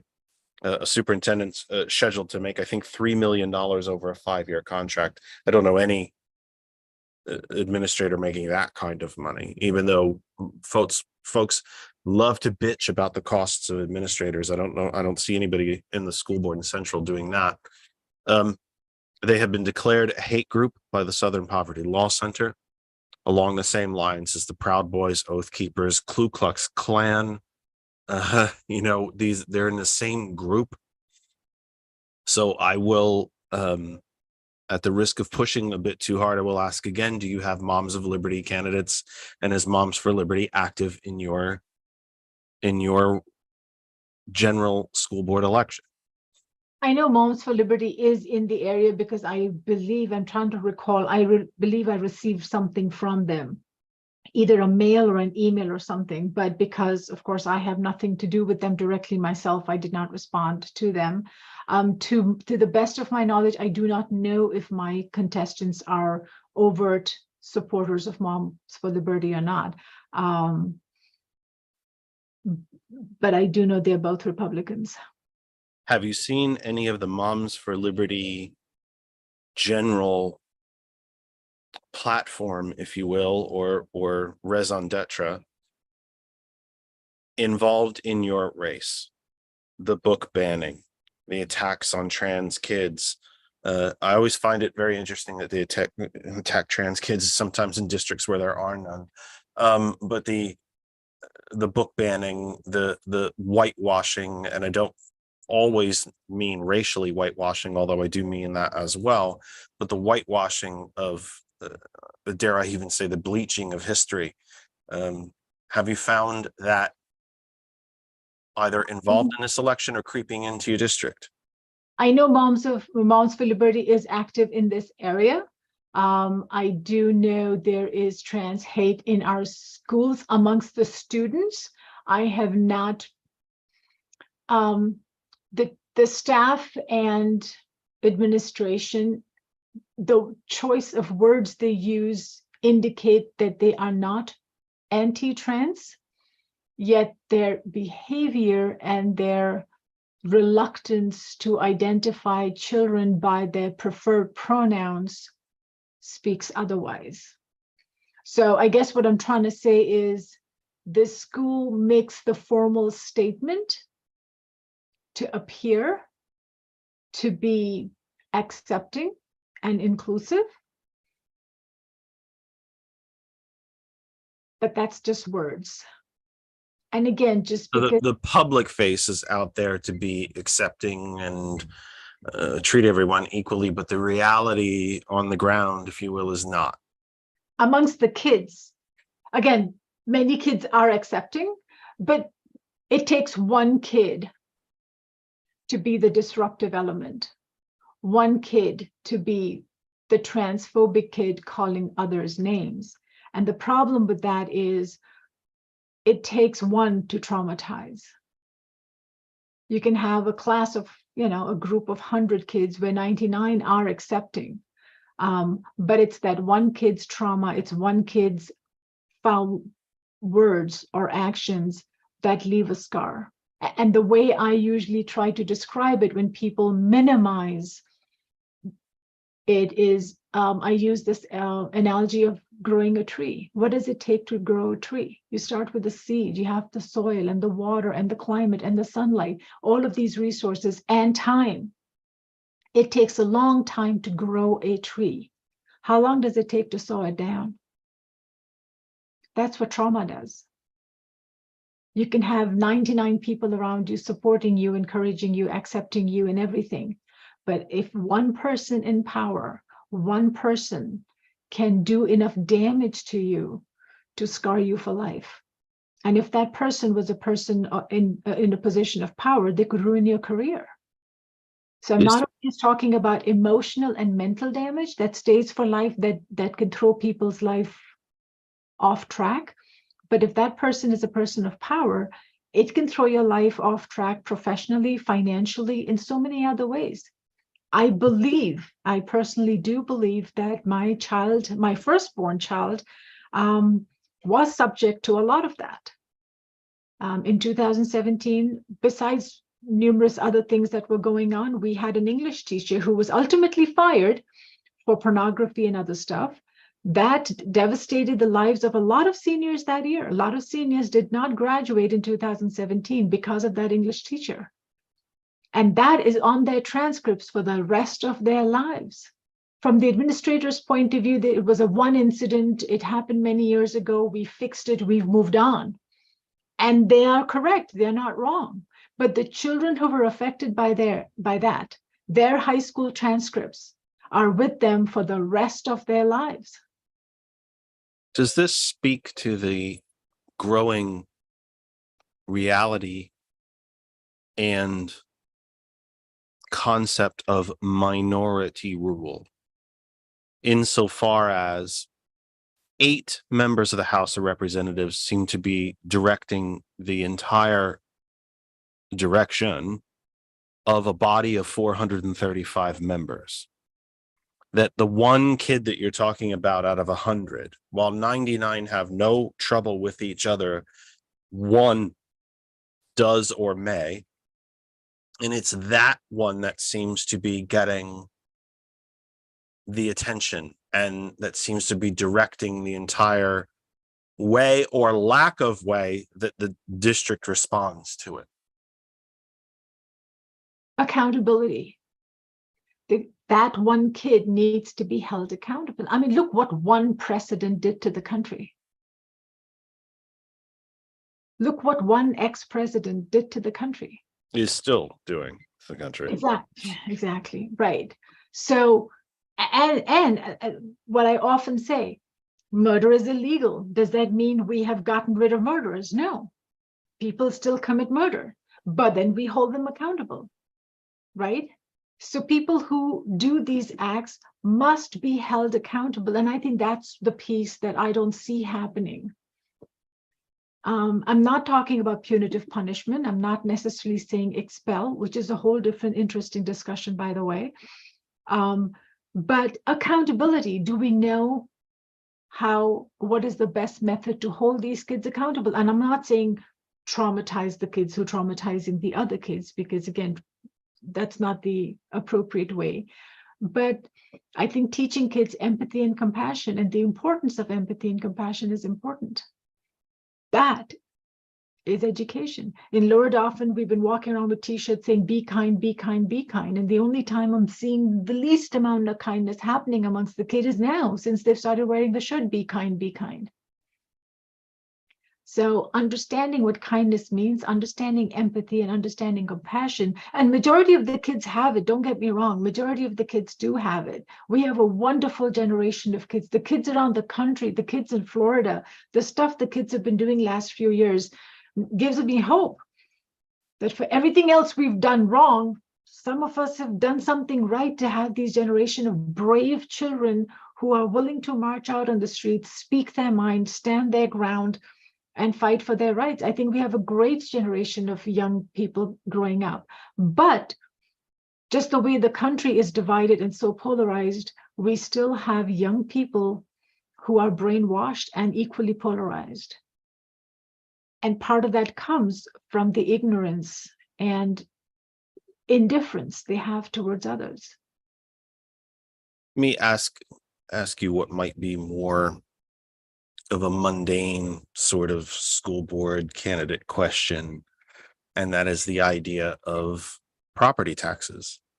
I think most folks, when you speak to them on local elections, school board, municipal councils, maybe even a county council, they always talk about property taxes. Republicans in the Commonwealth are infamous for their dragging property taxes out of the closet like the Christmas china, kind of about how they, we want to eliminate property taxes as a funding formula for schools, and move and transfer it onto something more like a sales tax and this, that, and the other. Of course, when the math is done on these plans, it shows that the poor and middle class will disproportionately bear the burden, as they always do, especially since the onset of Reaganism. It's the poor, we punish the poor, we tax them at higher rates, we tax them at higher percentages of the small, the amount of money that they bring in, and so on and so on and so on. Talk to me about property taxes and property taxes as the funding formula, if you will, for education, not just in Pennsylvania, but it certainly was in New Jersey, where I came from. Of course, there's redistribution of state and federal monies, but generally, the majority of money within a district comes from its property taxes. Talk to me about property taxes generally, or just as your thoughts on them as a funding formula, the fairness of it, the use of them. Do you want to move away from it, etc.? So, first of all, a disclosure, I have the ability / curse to be able to see the problem from multiple dimensions. So there are pros and cons. The pros of property taxes are that it helps lessen, or I shouldn't even say lessen, it helps to distribute the burden of raising our children in our public schools, right? And makes it relatively more economical, if you will, for lack of a better word, so that the kids are getting better resources. Shared sacrifice, maybe. Exactly. With that said, because of redlining, some schools get more money than other schools, and they could be right next to each other. And so one school has much better resources than the other school. And that then brings me to the cons, that because of property taxes, we still have disparities among schools. Why isn't it more generalized that all schools are getting more or less equal resources, so all the kids are getting more or less equal education? Why are some schools not getting? Some schools don't have basic computers and stuff, whereas other schools have much better resources. Coming back to property taxes, I do understand some people having an issue with having to pay school district tax and property tax when they don't have children in school. And when I had this discussion with somebody the other day, and I say, well, we're all growing old. And even when you're not old today, we are relying on our police services. We rely on our doctors and nurses and all of these other professions. We function in a community. Where do you think these police officers got their training? Where do you think these nurses and doctors got their training? You think their parents alone would have had the resources to send them to school and get them trained to be police officers or nurses or doctors, or your plumber or your electrician or your whatever? We work in a community, and for all the branches of the community to be functional, we need to have our young people go through the education and training required so they can be productive members of society. Because if you take away these taxes, if you privatize your school, so going back to privatization of school, we're going to have more silos, right? Because each school is going to teach what it wants to teach. We're going to have disparities. Our disparities are going to increase. And then the poor people and their children are not going to get the resources. So their children are not going to be able to grow up to be your doctors, your nurses, your police officer, your plumber, your carpenter, your electrician. So you're paying into the system because you're utilizing the system. That's how I choose to see it. That's how I choose to explain it. Again, nothing's purely right or wrong. Our school district, we are blessed. I think we have a pretty good school board. We have a pretty good budget. Our children do get pretty good resources. So we are amongst the more blessed school districts in the country. But right next door, Harrisburg School District is under receivership. Right next door to us. Do you think there is a better way a more equitable way within your district, within the county, or within the Commonwealth itself to fund education? I think to take it up to a slightly higher level, why should only the people living in this school district contribute to this? If we had a slightly bigger pool, each person hypothetically could pay a little less and all the children get equal resources. Where do you fall in the charter and cyber charter debate? I think I happen to find myself at times, a little torn in that I do believe that there are very excellent charter and cyber charter alternatives to the traditional education that can reach children and children, because not just children, not just young students, but all the way through, who may simply need to learn in a different way. I'm a very painful reader. It takes me ages to read. I jump all over the place. I can't keep focused on it, but I will sit in front of the television and watch documentaries until my eyes just can't take it anymore. And I've always been more of an audio and visual listener. I was just going to say, you're an audiovisual I learner. watch, all of that. So I do believe that there are genuine, and I went to school to be a teacher. I know for a fact there are different ways that kids learn. All of that said, I also don't think, well, let me flip that. I also happen to believe that if you choose to pay for a religious, private, or cyber education, then God bless you. You pay for it. It is not the responsibility of the taxpayers or the public district at large to pay for your child to go to a private for-profit cyber or charter school. Now, folks throughout Pennsylvania will immediately fire back at me, and perhaps folks across the country, you are facing this as well. By the letter of the law, a quote unquote for-profit school is not allowed. But we do know that if a charter school receives $10, $12, $15,000 from the public district per student, but only spends half of that, they pocket the rest of it. That's happening. So where do you fall in the larger charter, private, on and on and on debate? I've obviously rambled on about my opinion of it. What is yours?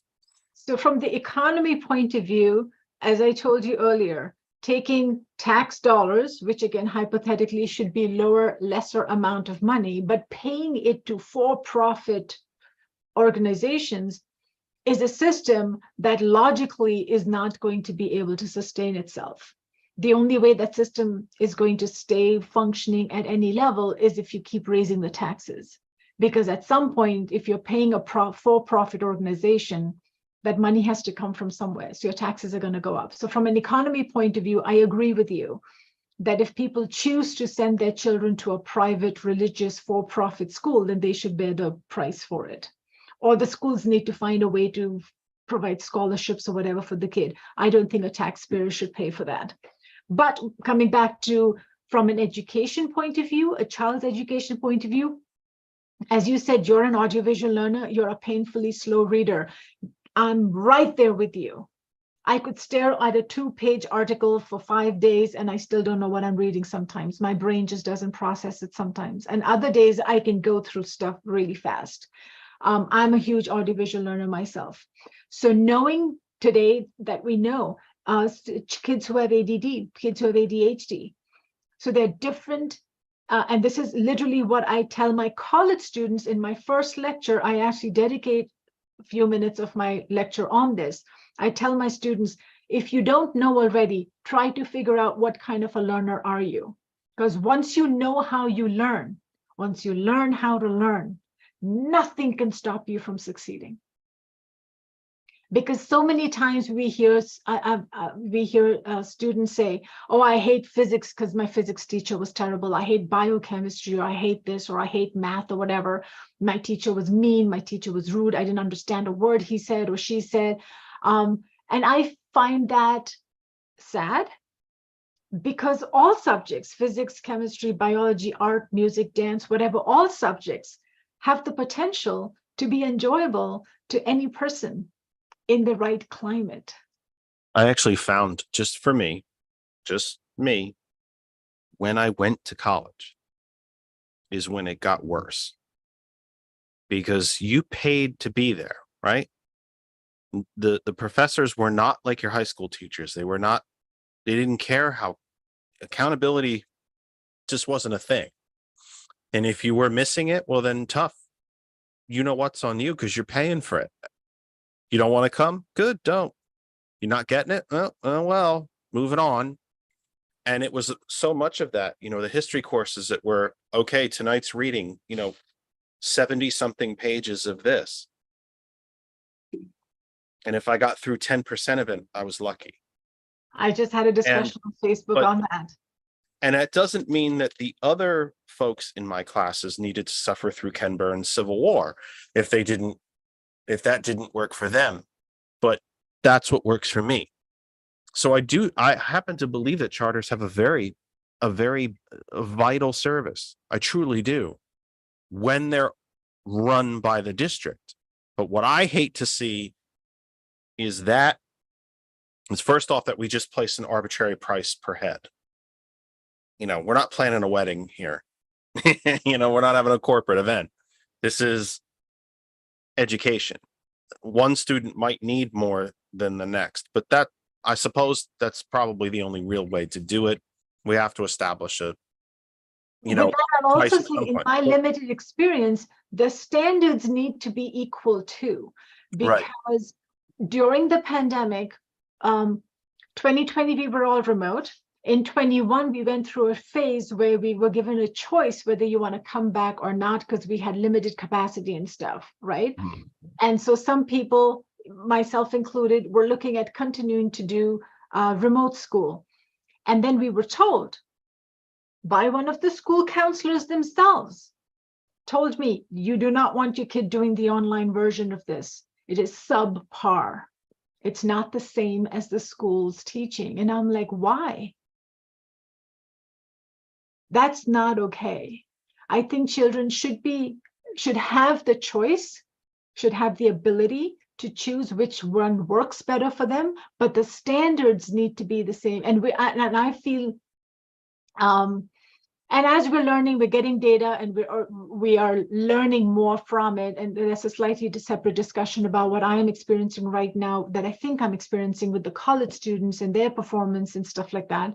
But I work very hard to make sure that my courses that I teach remote and what I teach in person, the standards, my delivery to the students and my expectation from the students and my assessment of the students is to be at the same level, which I don't know if it is with our school district. Because back in 2021, I was told by a school counselor, you don't want to do that. The online version is subpar. It's not good quality. But over the summer, one of my kids did a summer course just to get some credits knocked out. And I was watching not quite in details, but at least trying to get a feel for the standard of the course. And and my kid did like phys ed or something, like a physical training, gym or something. And I was quite impressed with the standard of that course, to the point I'm like, do y'all actually learn this in school, or is this way more than what you learn in school? So we went from tipping on one side to tipping on the other side, that are the kids being punished for taking a remote class? You see what I'm saying? I have to admit, as we were coming out of the pandemic, I was shocked that it seemed to be Republicans, generally speaking, that were trying to push kids back into the classroom, because the pandemic provided a real opportunity for them to push this private and for-profit education, as well as I think the wealthy in this country were not pushing for kids to go back into the schools because we didn't want to pay teachers. We don't want teachers unions. We don't want to pay for buildings and maintenance and staffs and all of this stuff.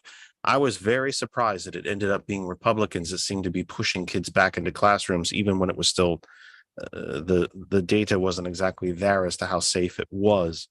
I thought that the pandemic was going to provide a very dangerous opportunity and window for the private education industry to really barge through and take over. And I'm happy that that didn't happen. I do think that kids learn better inside a classroom, face to face. We can continue to go through all of that, but I must admit, when the pandemic forced schools to close and we went to a complete remote learning setup, I was genuinely concerned that they would never return. Some But have they would not, not return, but not that they would not return for health and safety reasons, but because an entire political establishment was saying, "Oh, look how efficient this is.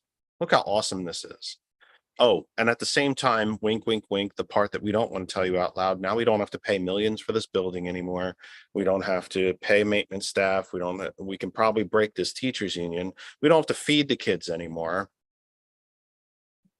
hypothetically, your fears are grounded, they are true, but to make them a reality requires a lot of work. Yeah, and maybe the laziness is part of it. I don't know. Right. I almost said 8 a.m. My God, where did I get that from? I know we've been here for a while, but not that long, have we? Entering hour 3. Dr. Singh will let me know when she needs to leave us. We'll open up the phone line for this hour. Plan is to take you straight to 9 o'clock. The Villain's View comes. Sergeant Mac and crew comes your way at 9 p.m. Eastern, 8 Central, 6 Pacific, live on hot101.net and our home group Facebook page, That Other Side of Information. They come your way at 9 p.m. Wherever you might be across the Facebook universe. Thanks for allowing us to be part of your little corner of the Facebook universe. Public groups, private groups, individuals, national pages, private pages, wherever we are allowed to be seen. We could not do it without you. Thank you very, very much. Our home group Facebook page is That Other Side of Information. My Facebook, Jeff Kennedy's, where I will see your comments and questions. They have been vigorous and I appreciate it very, very much. We're also live on YouTube, That Other Side of Information. Hot101.net, our name is our web address.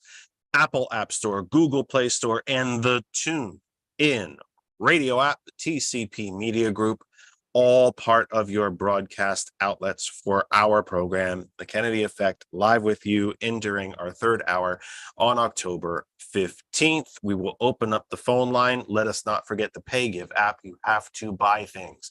When you do, you pay for them. At least I hope you do. That's the law. You pay for them, and why not give when you do it? The PayGive app, www.paygive.org. Go to your app store of choice. You will find the PayGive app.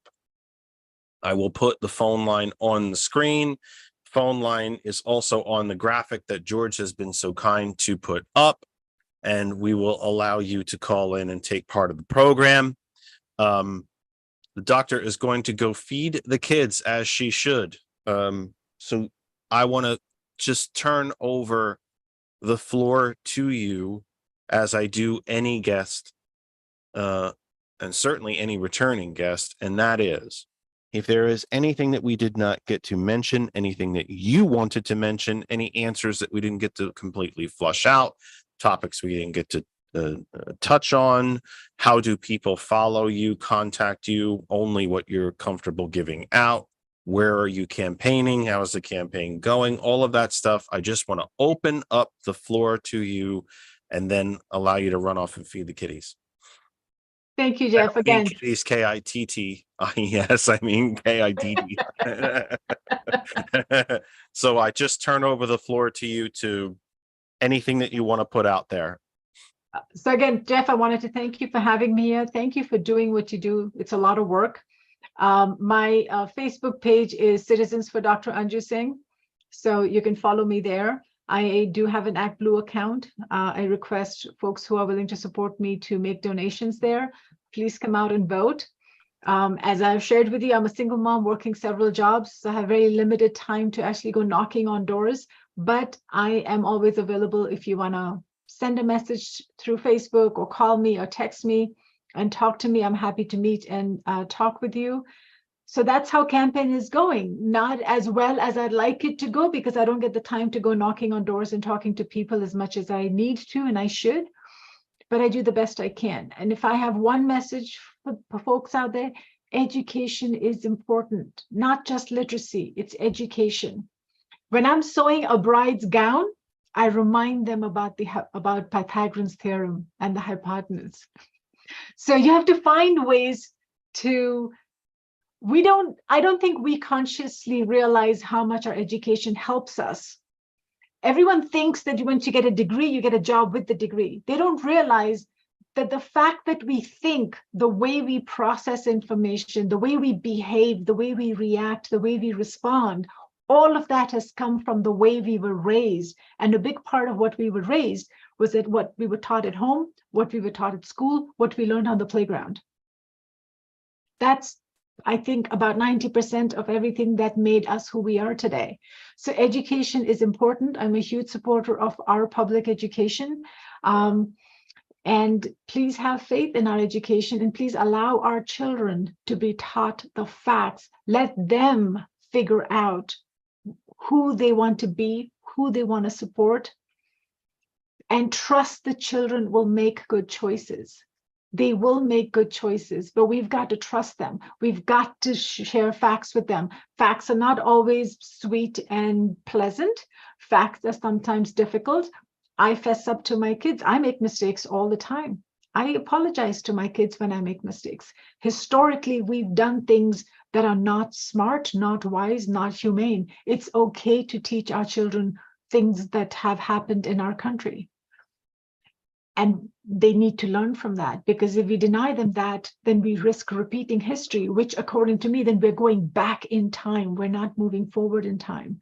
Talk about time travel. That's how you travel in time, by denying children history, by denying children science. So that'll be my parting words. Go have some dinner. Thank you very, very much, because I know you were just coming in from work and you hopped straight on. Thank you very much for sharing this much time with us. We wish you nothing but good luck in your race, in your election race, I should say. And please know that you are always welcome here. If you have anything that you want to share with our audience, please let me know. And you have the keys to the castle. You are always, always welcome here. Thank you for being here and for running, because it's not easy. Sometimes May I I think post my AdBlue link on the chat here?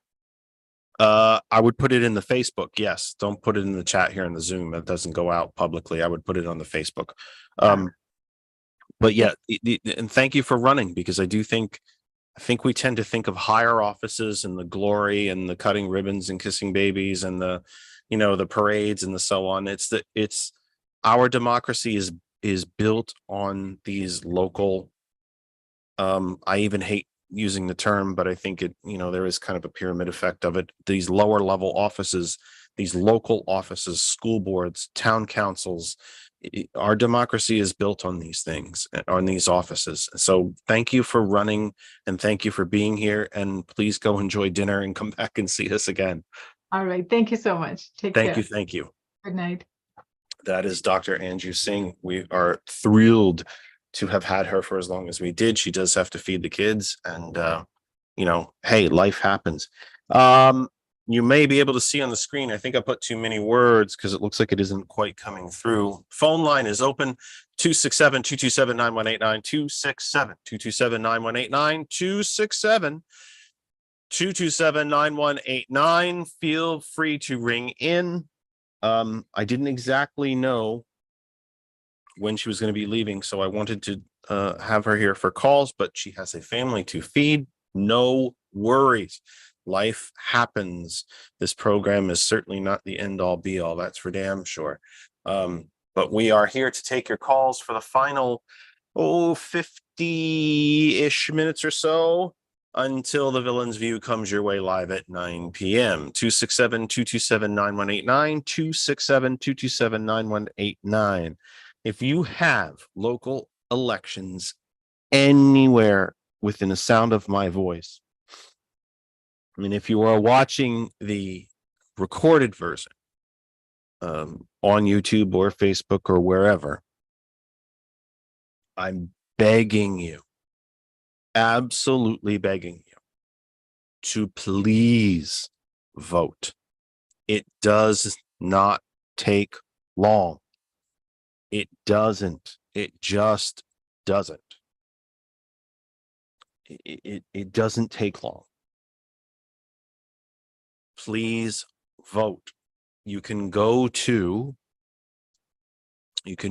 go to your local party's website or Facebook page to learn more about the candidates. Your county office will help you with that.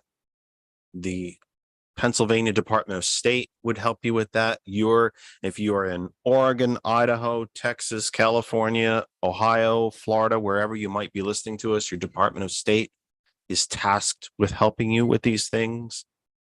Of course, your local county board of elections is there to help you with these things. The League of Women Voters do still exist, even though Republicans have done everything to try to shame them, and beat them down from being part of the electoral process, as they have been for a very long time. They do still exist and will provide you voter information. The political parties will do that. The ACLU does that to some extent. So it is not difficult to vote. It's not difficult to be informed. And I beg you, all of you, anywhere throughout the country where you might be having local elections. There are elections in New Jersey, here in Pennsylvania, in Virginia, and states throughout the country. Please, please vote. Your vote is your voice. You need and deserve to be heard. If your vote was so unimportant, then an entire political structure on the right would not be trying to take it from you. And that's the truth of it. One political party is trying to make it easier for people to vote. Not with no strings attached, but easier. To make the polls more accessible to every American who is legal to vote. The other party is trying to take it all from you. Don't let them take your vote. Use your vote. It is your voice. You have a lot less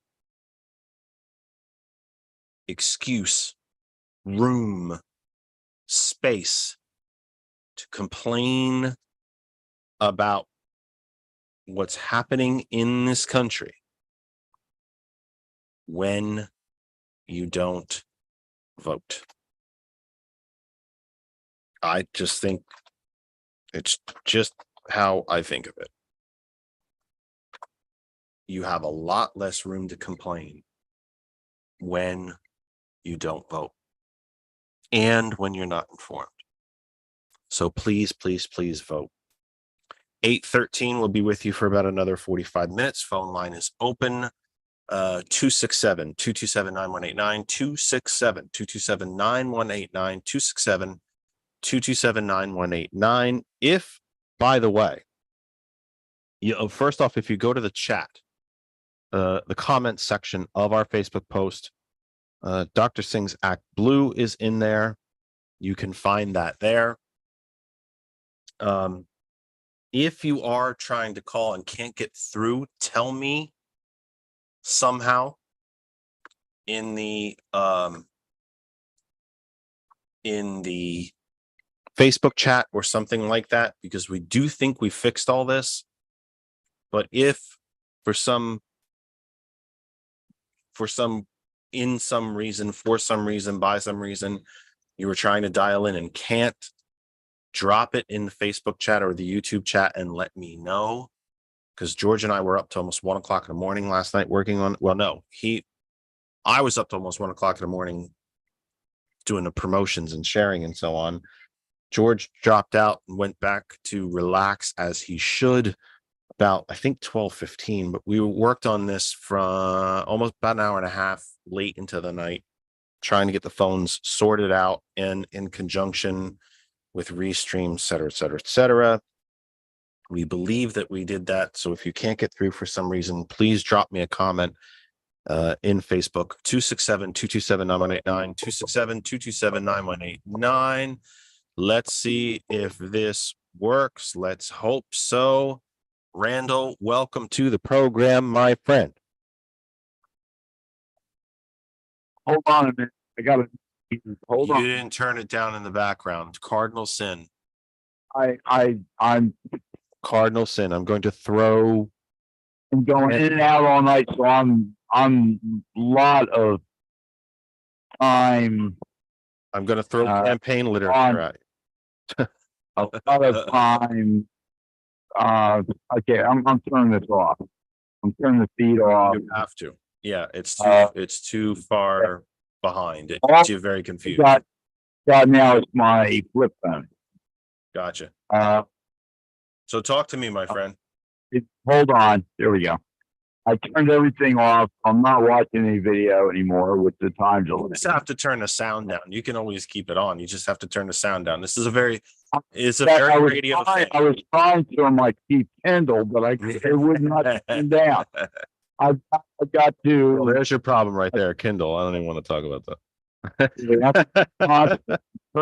turn everything off and reboot because Yeah. the Kindle is going to you know what. Right. I got you. Anyway, I'm sorry we couldn't meet up when you were down here for the Pennsylvania State Democratic Convention. Even though you were down here, and I was Delta. close. I was close there. I know you were, and if I had somebody drive me at night, because I can't drive at night, I would have come up to see you after your full day of debating, voting, etc. in the Pennsylvania Democratic Caucus. But it just didn't work out. But anyway, moving on. Obviously, I'm friends on Facebook with your guest tonight. And obviously, every point you made tonight was right on target. And I'm going to say something that people here and Pendelco School District here in Western Delaware County, which includes the municipalities of Aspen Township, Brookhaven Borough, and Parkside Borough. I'm going to say something tonight that's going to really, really, really, really piss off the people. Oh, no way. My family moved here from Wichita, Kansas, where I was born, in February 1963. I was 10 and a half, past 10 and a half years old, going in the second semester in fifth grade here in Aston Township and Pendelco School District here. We moved here a year after Pendelco School District was formed of the townships and the two boroughs that I mentioned earlier. And it was formed public school system. It was definitely formed to be an all-white public school system. There wasn't one person of color. I graduated from Sun Valley High School in 1970 in Pendelco School District when I was raised and lived in Aston. And there wasn't one black, brown, Asian, etc. Not any people of color. Family. Aston has a terrible history. of racism, of people being run out, that bought homes, that people's homes were burned to the ground. And that was up in the early 70s when I was in college down outside of Asheville, North Carolina at Warren Wilson College. It was definitely, a public school district was definitely formed for racism. And I was Democratic committee in Aston after college until I moved my family out of Aston to neighboring school district, Rose Tree Media, for a better education and for a better quality of common citizen. But my ward, where I was Democratic committee, and the 7th ward now, I will never forget. I will never forget. It was 1992, a general election, and the end classroom we had for voters from the ward to go into. I'm out in the hallway, and there's one black student at his locker. By then, there was a few people of color that somehow their families had bought their homes and had not gotten chased out like in the 60s or burned out in the early 70s. And all I heard that whole day when school was today was nothing but the N-word every time they went through that black student at Sun Valley High School. So I'm putting this out. I'm telling you real history. I'm telling you what I really heard. And anybody can come back at me, and yeah, I'm sure I'm going to get feedback on it, but I don't care, because that is real history that has happened in Pendelco school system. And we only were able to find one candidate to run for Pendelco school board this year, and there's 5 openings. The 5 Republicans, yes, they all cross-file. That's the way the law works. In PA, you can cross-file. They're on both the Democratic ballot with our one Democratic candidate, and they're on the Republican ballot. So the chances are they're all 5 going to get elected. And yes, they're hiding it, but 3 of those 5 Republicans here in Pendelco School District, they support Moms for Liberty. And I have my oldest daughter, her husband, and 2 of my grandkids. We're in this district. I live in this district, me and my wife. It's just mind-boggling. Go ahead, Jeff. No, you answered the question before I could even ask it. I was going to ask how many Moms for Liberty candidates were there, and you answered it. Before you answered it, you beat me to it. So that's cool. That's what I was going to ask. Is there? You're still a committee person, right? Are you still a precinct committee person? Yes. When you do your precinct committee work, when you fulfill your precinct committee responsibilities, or just in discussions that you might have with folks at the grocery or getting coffee or whatever, doctor's office, whatever, do you find that people know what Moms for Liberty is, or is it still a bit of a secret? It's absolutely still a bit of a secret, but that's not the relevant situation. Here in Delaware County, Delco, west and southwest of Philadelphia County, that has gone Democrat and county control. all elected officials in Delaware County are Democrat now since 2017. And it's all because of the former Republican Party, which is now nothing more than a mega Trump party. This Pendelco, again, Pendelco incorporates 3 municipalities: Aspen Township, Brookhaven Borough, and Parkside Borough. It's still 85–90% white. And as the county votes for U.S. Congresswoman Mary Gay, as the county votes majority for county council and sheriff and a district attorney, as most municipalities in our county, and I think there's like 54 municipalities in Delco, the majority vote for Democrats to be elected and to run as their governors.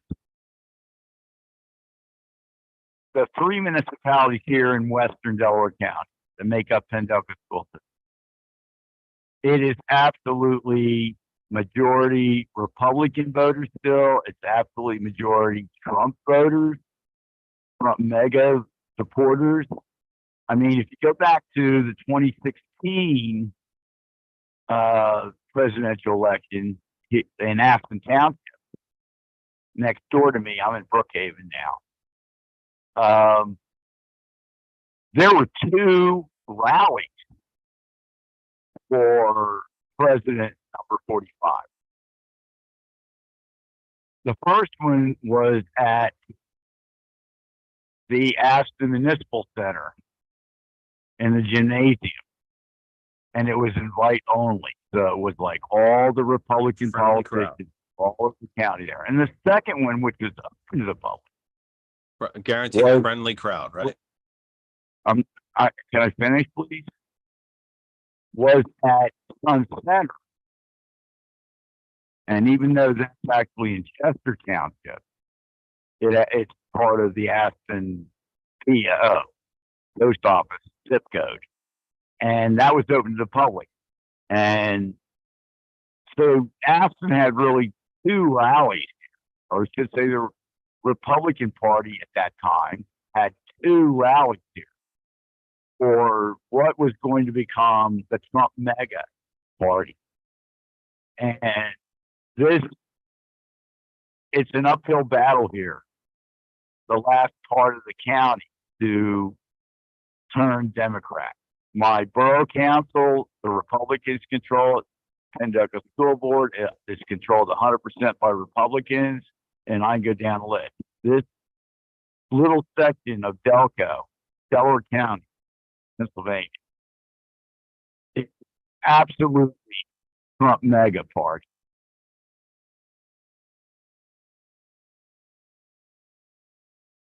So it's an uphill battle. Well, it's important, vastly important, that you are out there fighting the good fight and trying to inform people and having the discussions that you're having. And, it might sound quite, minimalist of me to say, or contrite, or I'm not quite sure what the right word is, or even hopefully not dismissive. That's the last thing I want to say, but I hope that that I'm grateful for you for doing it. I'm a PCP myself. I'm not just a state committee member, but I'm a precinct committee member myself. I'm a municipal committee, county committee, state committee, hopefully national committee one of these days. I'm thinking about running for that. So, this party's built on the PCPs. It's built on the people who knock doors and talk to their neighbors and try to keep them informed on what's going on around them. So, just a very humble thank you for doing that. And as always, of course, as I try to do every week, and I hope that or at least every time that we're here, and I hope I never forget to do it. Thank you for listening and being part of this program. And thank you for your friendship and spreading the word about our humble little program here, and that we're continuing to press on. And thanks for being part of it. I'm going to try and get, again, we have we only have one person out of 5 seats on our local Pendelco school board running as a Democrat. And he's getting hell Well, I'm sure. for inclusiveness, for wanting to protect trans children in our school system. He's getting total hell from these mega Trumpites. And it's a sin, in my opinion. Well, she's welcome to come here and talk to us. That's for sure. I'm going to try and make that happen. Thank you, my That's all I friend. can- Yeah, no, that's all you can do is try. I can't make anybody come to the program. God knows. I mean, if I could do that, I'd never be short of guests, but I can't make anybody show up. But I've on our home group Facebook page, folks, and so much of our program is global. It's a very strange thing to think sometimes that, from this very, very humble beginnings, what I've literally transformed our second bedroom into a studio, which I have to say, I think Kristen and I would much rather have it back as a bedroom. But it is a studio for now. That everything that we do is quite literally global. It is one of the modern miracles of our time that right now, folks literally around the globe through Hot 101 are listening to me. It's a very sobering, humbling thought that Facebook is an international platform. Now, granted, the overwhelming majority of the 2,400 people or so that I have as friends on Facebook are certainly within the states, and they're certainly within the majority of those are certainly within Pennsylvania and New Jersey, but literally anyone around the globe can find me on Facebook. And then, of course, X, TikTok, and all these things. These things are global. They are literally global. And that's a very humbling thought. It's a very powerful thought to me, to be honest with you, to think that someone in Australia, New Zealand, China, well, maybe not China, Belgium, Italy, throw the Japan, Mexico, throw the country out there. They very well could be listening right now, because we know for a fact that, Hot 101 literally has listeners around the globe. And I know that sometimes what we talk about is very Pennsylvania centric, because I do happen to live here. But I insist to you that I will never waver from this, that the issues and concerns, political trends, the hoarding of wealth by the top 1%, the extraction of wealth by the top 1%, the attack on government and governments throughout the planet to make them run more like businesses, wink, wink, wink, which just means privatize and shrink and degrade. These are issues that affect all of us. And these large political movements start with a couple of folks having a discussion. The great civil rights marches of the 60s began with small groups of people who talked to each other and said, we should do something about this. It is the small group that sat at the lunch counter. It's Rosa Parks on the bus. And we tend to think of the Democratic Party sometimes as this very large monolith and, cycling through hundreds of millions of dollars, and it is. But it's built on people like Randall.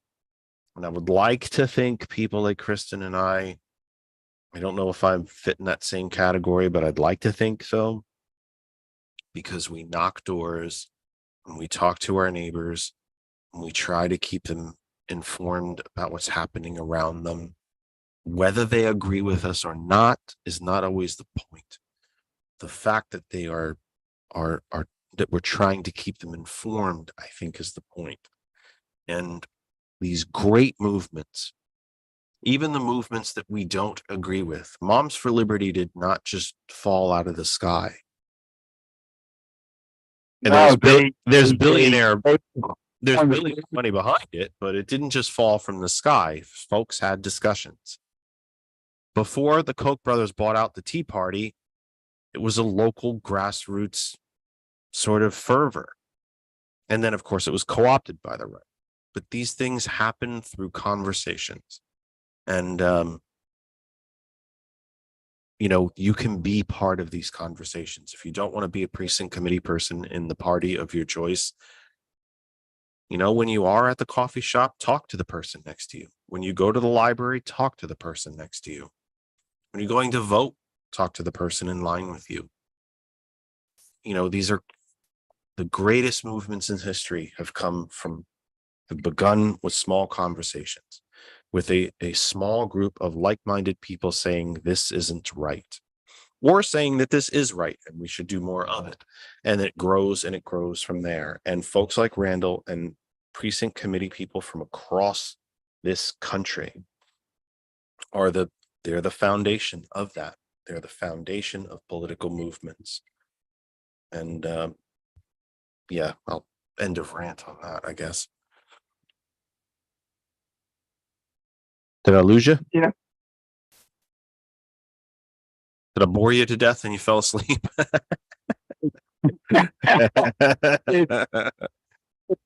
It's hard for me to ever end or even talk to you because you are so articulate about what is really going on and what we need to do to make not just America, but the world better.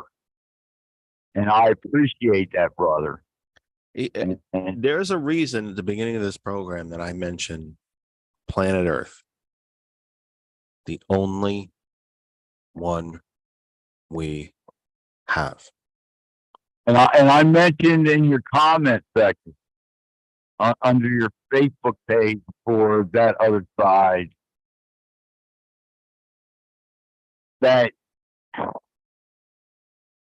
the rich, the 1%ers have this dream, I guess. I can't remember the sci-fi movie in the future where there was a giant space station where the 1% elite lived on with clean air and clean water. Yeah, it's called Elysium. It's high, and 99% of the people, they have to live down there. It starts with an E, that movie. But in any case, I just feel like they think that they and their prodigies can somehow escape the pollution like the Koch brothers have caused on this planet. That they can somehow escape with them and their families to a giant space station in orbit, or as the jackass that originally got his millions from his father in South Africa thinks, well, I can push money to take the elite to Mars, and we will survive on Mars while Earth dies. No, there is no second Earth. There's only this planet. There's only this environment. There's only this planet to live on or die upon. Mhm. And I just feel that they believe that their multi-billions of dollars can buy their way out of it. You know, you go back to Soil and Green, which was written in 1963. And you go to, I think it was 71, that Charlton Heston starred as the detective, New York City detective in Soil and Green. And yeah, there was nothing left to eat. And the rich were in their enclave, walled in enclave, or the rich had geodesic domes to grow their food for themselves. Mhm. And, you know, the whole premise of that is global warming. It starts out the beginning of the novel. It's like 98 degrees at midnight in New York City. Yeah, Oh, I look, can't remember the author's name of Soil and Green back in 1963, but I absolutely know that he was totally right about climate change and what it would do to 99% of the people on this planet. Exxon And knew about it in the late 50s. Their own well, scientists knew about it in the they late 50s and they suppressed the now evidence. it's just like a slight change of subject. Our government, and that was under Roosevelt's administration. Our government knew in the 1930s that asbestos causes cancer. It was not brought forward by our U.S. government until the late 1960s. And I've had two friends decades ago now died from working in industry being exposed to asbestos. One of my friends worked for DuPont, and one of my friends worked for the Philadelphia Navy Yard, the U.S. government, for refurbishing naval ships and being exposed to asbestos in those working. But that's not the point that we had tonight. Tonight's point was, folks, you've got to realize that government entities, elected entities, start at the bottom up. And like here in the Commonwealth of Pennsylvania, the highest taxes we pay are not federal, they're not counties, or even municipalities. They are public school system. And that investment of money means, please pay attention, please support people that don't get paid, because under in the Commonwealth of Pennsylvania, public school system directors do not receive a cent. I mean, I've had minority Democrats in Pindocus school system decades ago spit upon when they went out to a restaurant with their family. People, please wake up.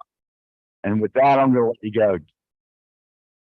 Well, as always, you take care of yourself. Okay. Stay healthy. And we'll talk again soon. All right. Good night, my friend. All right. Have a great night. Thank you. Bye-bye. Phone line is open 267-227-9189, 267-227-9189, 267-227-9189.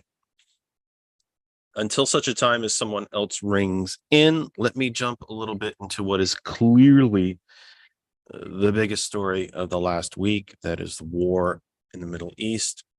I have been seeing a lot of what I would call absolutism on both sides of this. What does that mean? What do I mean by that?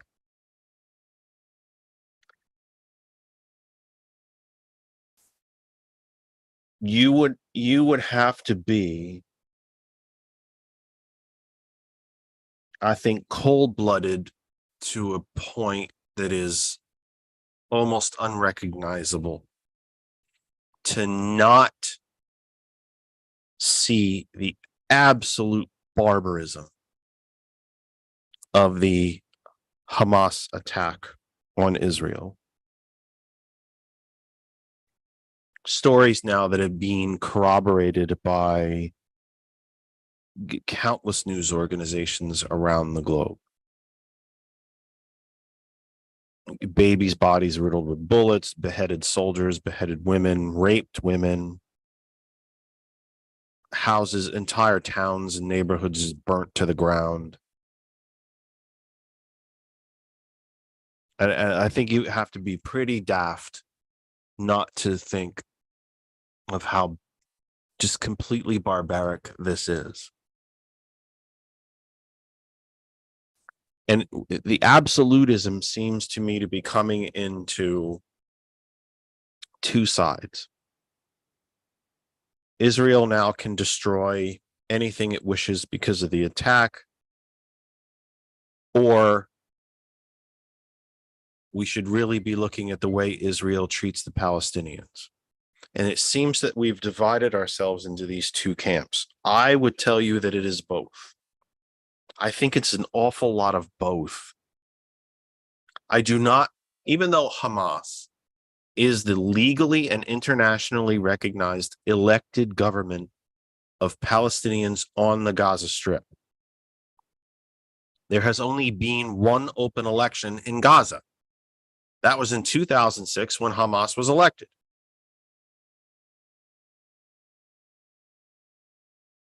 "17 years on from that, do I think Hamas represents and speaks for the majority of the Palestinian people in Gaza? I do not.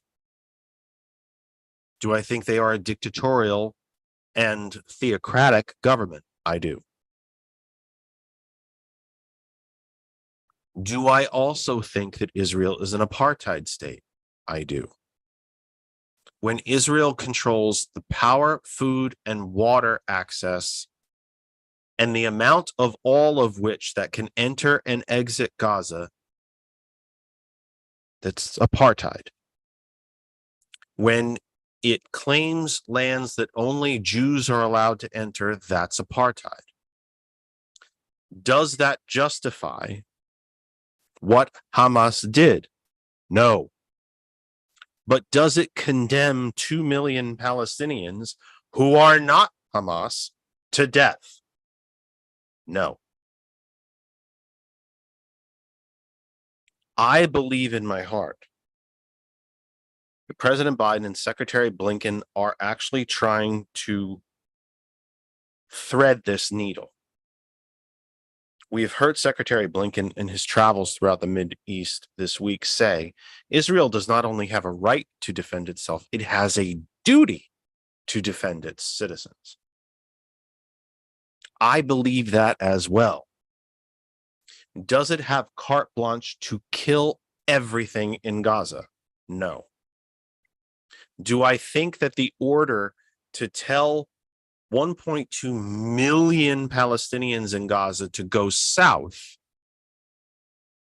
do I think that might be a backdoor way for Israel to take the northern half of Gaza and claim it and make it Israeli territory? I do. But do I think Israel has a right to defend itself? I do. And it just seems to me that there's been a lot of absolutism this week. It's either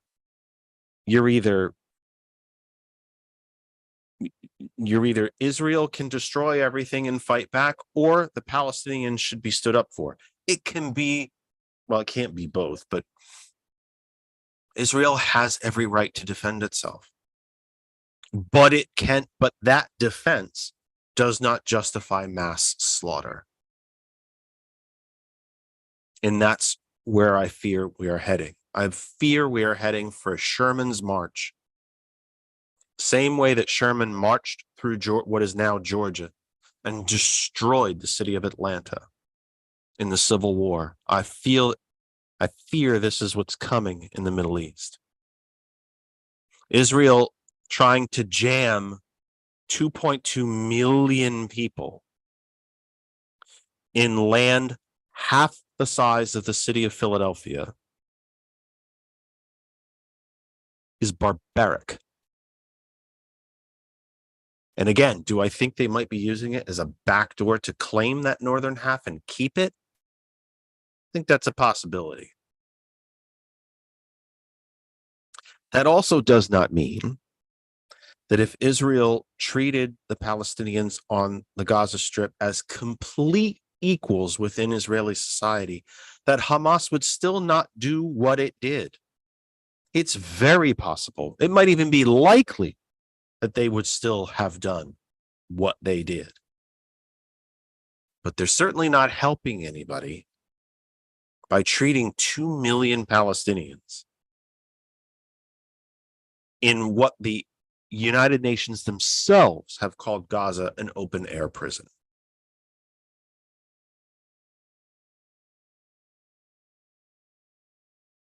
So let me be very clear. Israel has every right in the world to defend itself. It has every right in the world to degrade and destroy Hamas as an organization. Do they have the right to kill 2 million Palestinians along the way? Or even 2,000 or 200? Not if they can help it. No. It can be both. You can support Israel's right to exist and right to defend itself, and also call on them to treat the Palestinians as human beings. And by the way, the rest of the Arab nations, they don't have any love for the Palestinians any more than the Israelis do. They are contributors to this problem. They are tacitly responsible for this problem. So Israel has every right to defend itself. Hamas is a brutal, barbaric, medieval or earlier, medieval-ish or earlier times-ish, biblical times, barbaric group of killers. Both of those things can be true. But what can also be true is that this could and should be a lesson to Israel, that you simply cannot fence off 2 million people and think that they won't be angry or desperate. Because that's what the Palestinians are. They're angry and they're desperate. Something the media, I think, has not done a very good job of in this 8-day long war is to try to speak to Palestinians that are on the ground in Gaza and ask them outright, even if they had to hide their faces and obscure their identities for their own safety, and ask them flat out, do you support Hamas? Do you believe Hamas should still be your government? Would you like to see elections? Because my gut feeling is pretty good number of those Palestinians would say it's time for new elections. But I also have a feeling, it's been pretty well reported this week, about 48%, I think it's 48% of all the Palestinians in Gaza can go back 1 or 2 generations to ancestors of theirs who were forcibly removed from what is now Israeli territory. So that anger is there. But I also don't think that the overwhelming majority of those 2 million Palestinians believe in what was done by Hamas. I don't. Maybe I'm naive. I could very well be. Maybe I'm naive.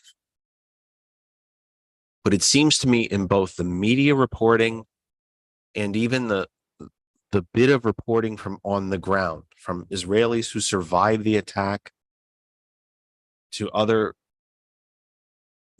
to American families here in this country who have who have relatives in Israel, it seems to be very absolutist. It's either this or that. And I just don't see it that way. I just don't think it's that way. I don't think it's this or that. You talk about a gray area.